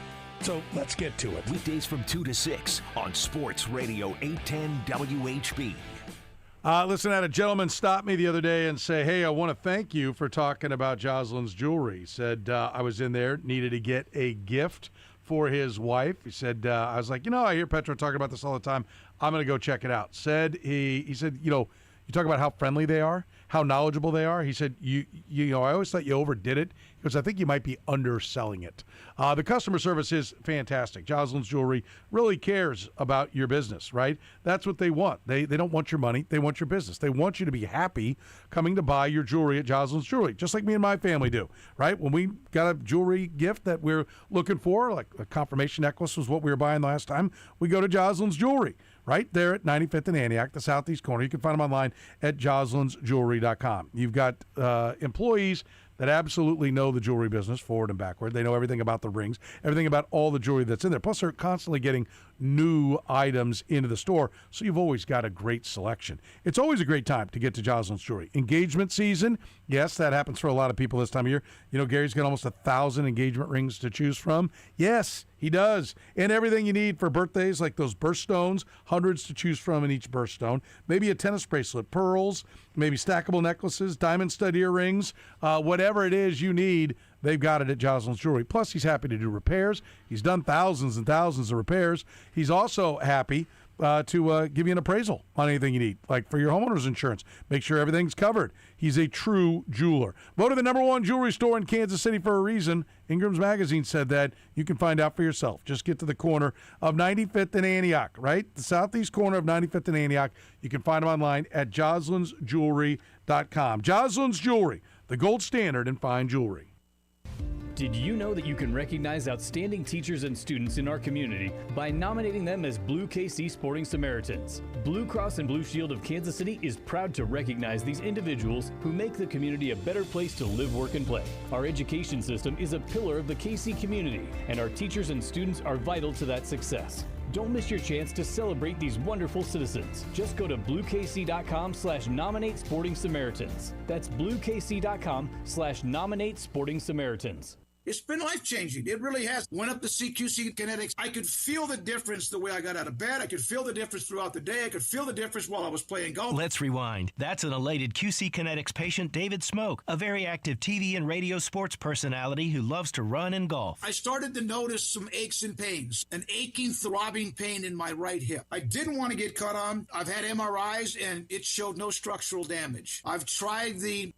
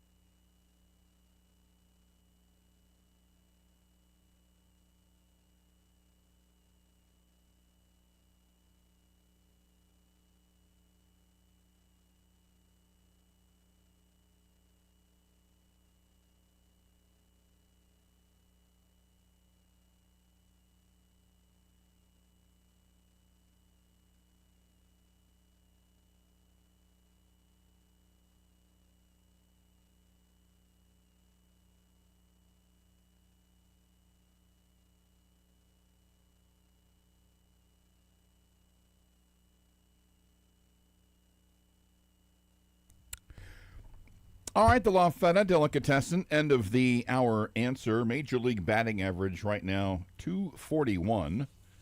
If that continues, will be the lowest since what year? I mean, there's one guess, right? 68 when they lowered the mound. 1968. It was 237 that year. And they're 4 points above the year of the pitcher. That was Carl Yastrzemski's 301 Triple Crown, right? They also, I don't think it's an apples to apples that like, oh, we got to lower the mound again. They are willing. That's batting average, not on base. I'd like to see the difference in on base, which has definitely got much more of a priority amongst teams now. And guys are, they sell out for home runs. They're willing to take more strikeouts. They're willing to take more outs if they can hit the ball hard. And back then, a guy who batted .305 with no homers was celebrated as a great hitter. Yeah. And now you're a putz. Mm-hmm. So there is a different mindset to the equation as well. Let's see the difference. So 237, 299, 340 in 1968. This year is 241, 319, 390. So 20 70 points of 20 of points more. OPS. Yeah, 20 points of on base and 50 points of slug. And So- 70 points. So, Curtis, if you're going to do these things, why don't you tell the whole story? Because it's not my job to tell a story on End of the Hour question. I was To told ask you were a question and get storyteller. an answer. I can be. I don't know about that. You ever heard a great story from Curtis, Kyle? No, because you usually interrupt him halfway through to make fun of me for being overweight. Well, I sense the room is dying. Your story is lifeless and flat. And I'm like, well, I better save his ass. And so let me jump in here and you, give a fat joke. The seasoned stand-up comic, to which everyone just goes, oh my gosh, that's so funny. You see, you notice it too. I don't at all. Okay. Because that's the reaction. 0 times. Usually it's like, glad it wasn't me he was making fun of. It's that nervous laughter. Usually what it is. Ooh, let me go get some more. Agree to disagree, I guess. Some more La Feta. I guess we'll agree to disagree. He sandwich. says, by the way, what is this? I'm going to have David describe. What is that's sitting on the counter in front of him? That is I don't know if it's Tupperware brand, but a Tupperware filled with. It was filled. Because Fatty has shoveled it in. Right. While we've been sitting over the here. course of 4. You think I ate this entire thing? And there are tongue marks on the bottom of that. There Just are. FYI. That's about I 4 rest my days case. worth. I rest my case. That's 4 days worth. I mean, I I made would have this on eaten it. Sunday. If he'd give me some, I would have eaten it. I rest my case. I'm The going question to isn't take can a he- picture of your tiny little bird feeder that you haul in here during the day. Brings a dolly. So anyway, we're talking about the Royals. Why? Yeah, well. Okay, fine. Can you believe I've been taking fat jokes from that egg for 25 years? Can you believe that? Yeah. I believe it. And it's because they're funny. It's the guffaw hour. Oh, yeah. Yeah, exactly. Absolutely. Good times. It's funny to who? Not to me. If you make yourself laugh, that's all that matters. That's right. Yes. That's right. Good point. All right. So the Royals are in the playoffs at the end of this year. What happened? Every other team had a bus crash. Right? Is that? No, I mean, look, there's a world. We talked about it. It's just not going to happen. Yeah. It's Cole Reagan comes back and is dominant. It's Chris Bubich comes back and is dominant. It's Vinny Pasquantino suddenly remembers how to hit. It's Michael Garcia gets off his. I mean, he's slumping right now. I wouldn't call him having a poor season. It's Carter Jensen. He's been better, but not great since his slump. It's Caglione taking that next step. It's Carlos Estevez finding. I mean, these are a lot of things that there are a few things that you look at and you go, well, that could happen. That could happen. All of them probably don't. Some of them are very, like Estevez is probably the most unrealistic, but there's a world. I just don't think we live in that world. Yeah. And that's okay. Sometimes bad seasons happen, but they need to make sure it doesn't happen again next year. How excited should Royals fans be about that top 10 prospect list? Look, the national rankings and the national publications just continue to rate the Royals in the lower third. They're not like 28th. There might be some who are, but like Keith Law had him at 19th, right, before the season. People I talked to at other organizations really like what the Royals are doing. They really do. I talked with some scouted national because league teams. they get to play them. Yes, because they get to play them. But they're keep doing what you're doing. I've mentioned this before. I have a college friend worry about who, them for the next who 10 went years. into scouting, and he's like, yeah, we have the Royals as the number 11 farm system in baseball. Great, that's awesome. So it ranges too, and I think the Royals would tell you they probably have themselves somewhere between 12 and 16. Well, here's my question: is like, do we buy? Like it definitely appears that with Brian Bridges came all the riches. Mm-hmm. Do we buy that? Is that reality? Or is this just we have this line of demarcation when he was hired, when JJ was hired first, and then a year later, JJ brings in Brian Bridges. And so this is what we always talk about. The highest prospects are always the furthest away. Yeah. Right? The closer they get, unless they're truly elite, they haven't failed yet. So the last draft class goes up at the top, and everybody else is now starting to have their problems, and they go down. Are we just looking at that, but we've got this Brian Bridges starting gun, and so we're relating those two, and this is nothing more than just the younger guys always get rated higher, and we're somehow linking that to, see, Brian Bridges knows what he's doing, instead of just going like, this is how it always is. Look, it's possible. We won't know for a couple years probably, but Josh Hammond, Kylie McDaniel has him number 1.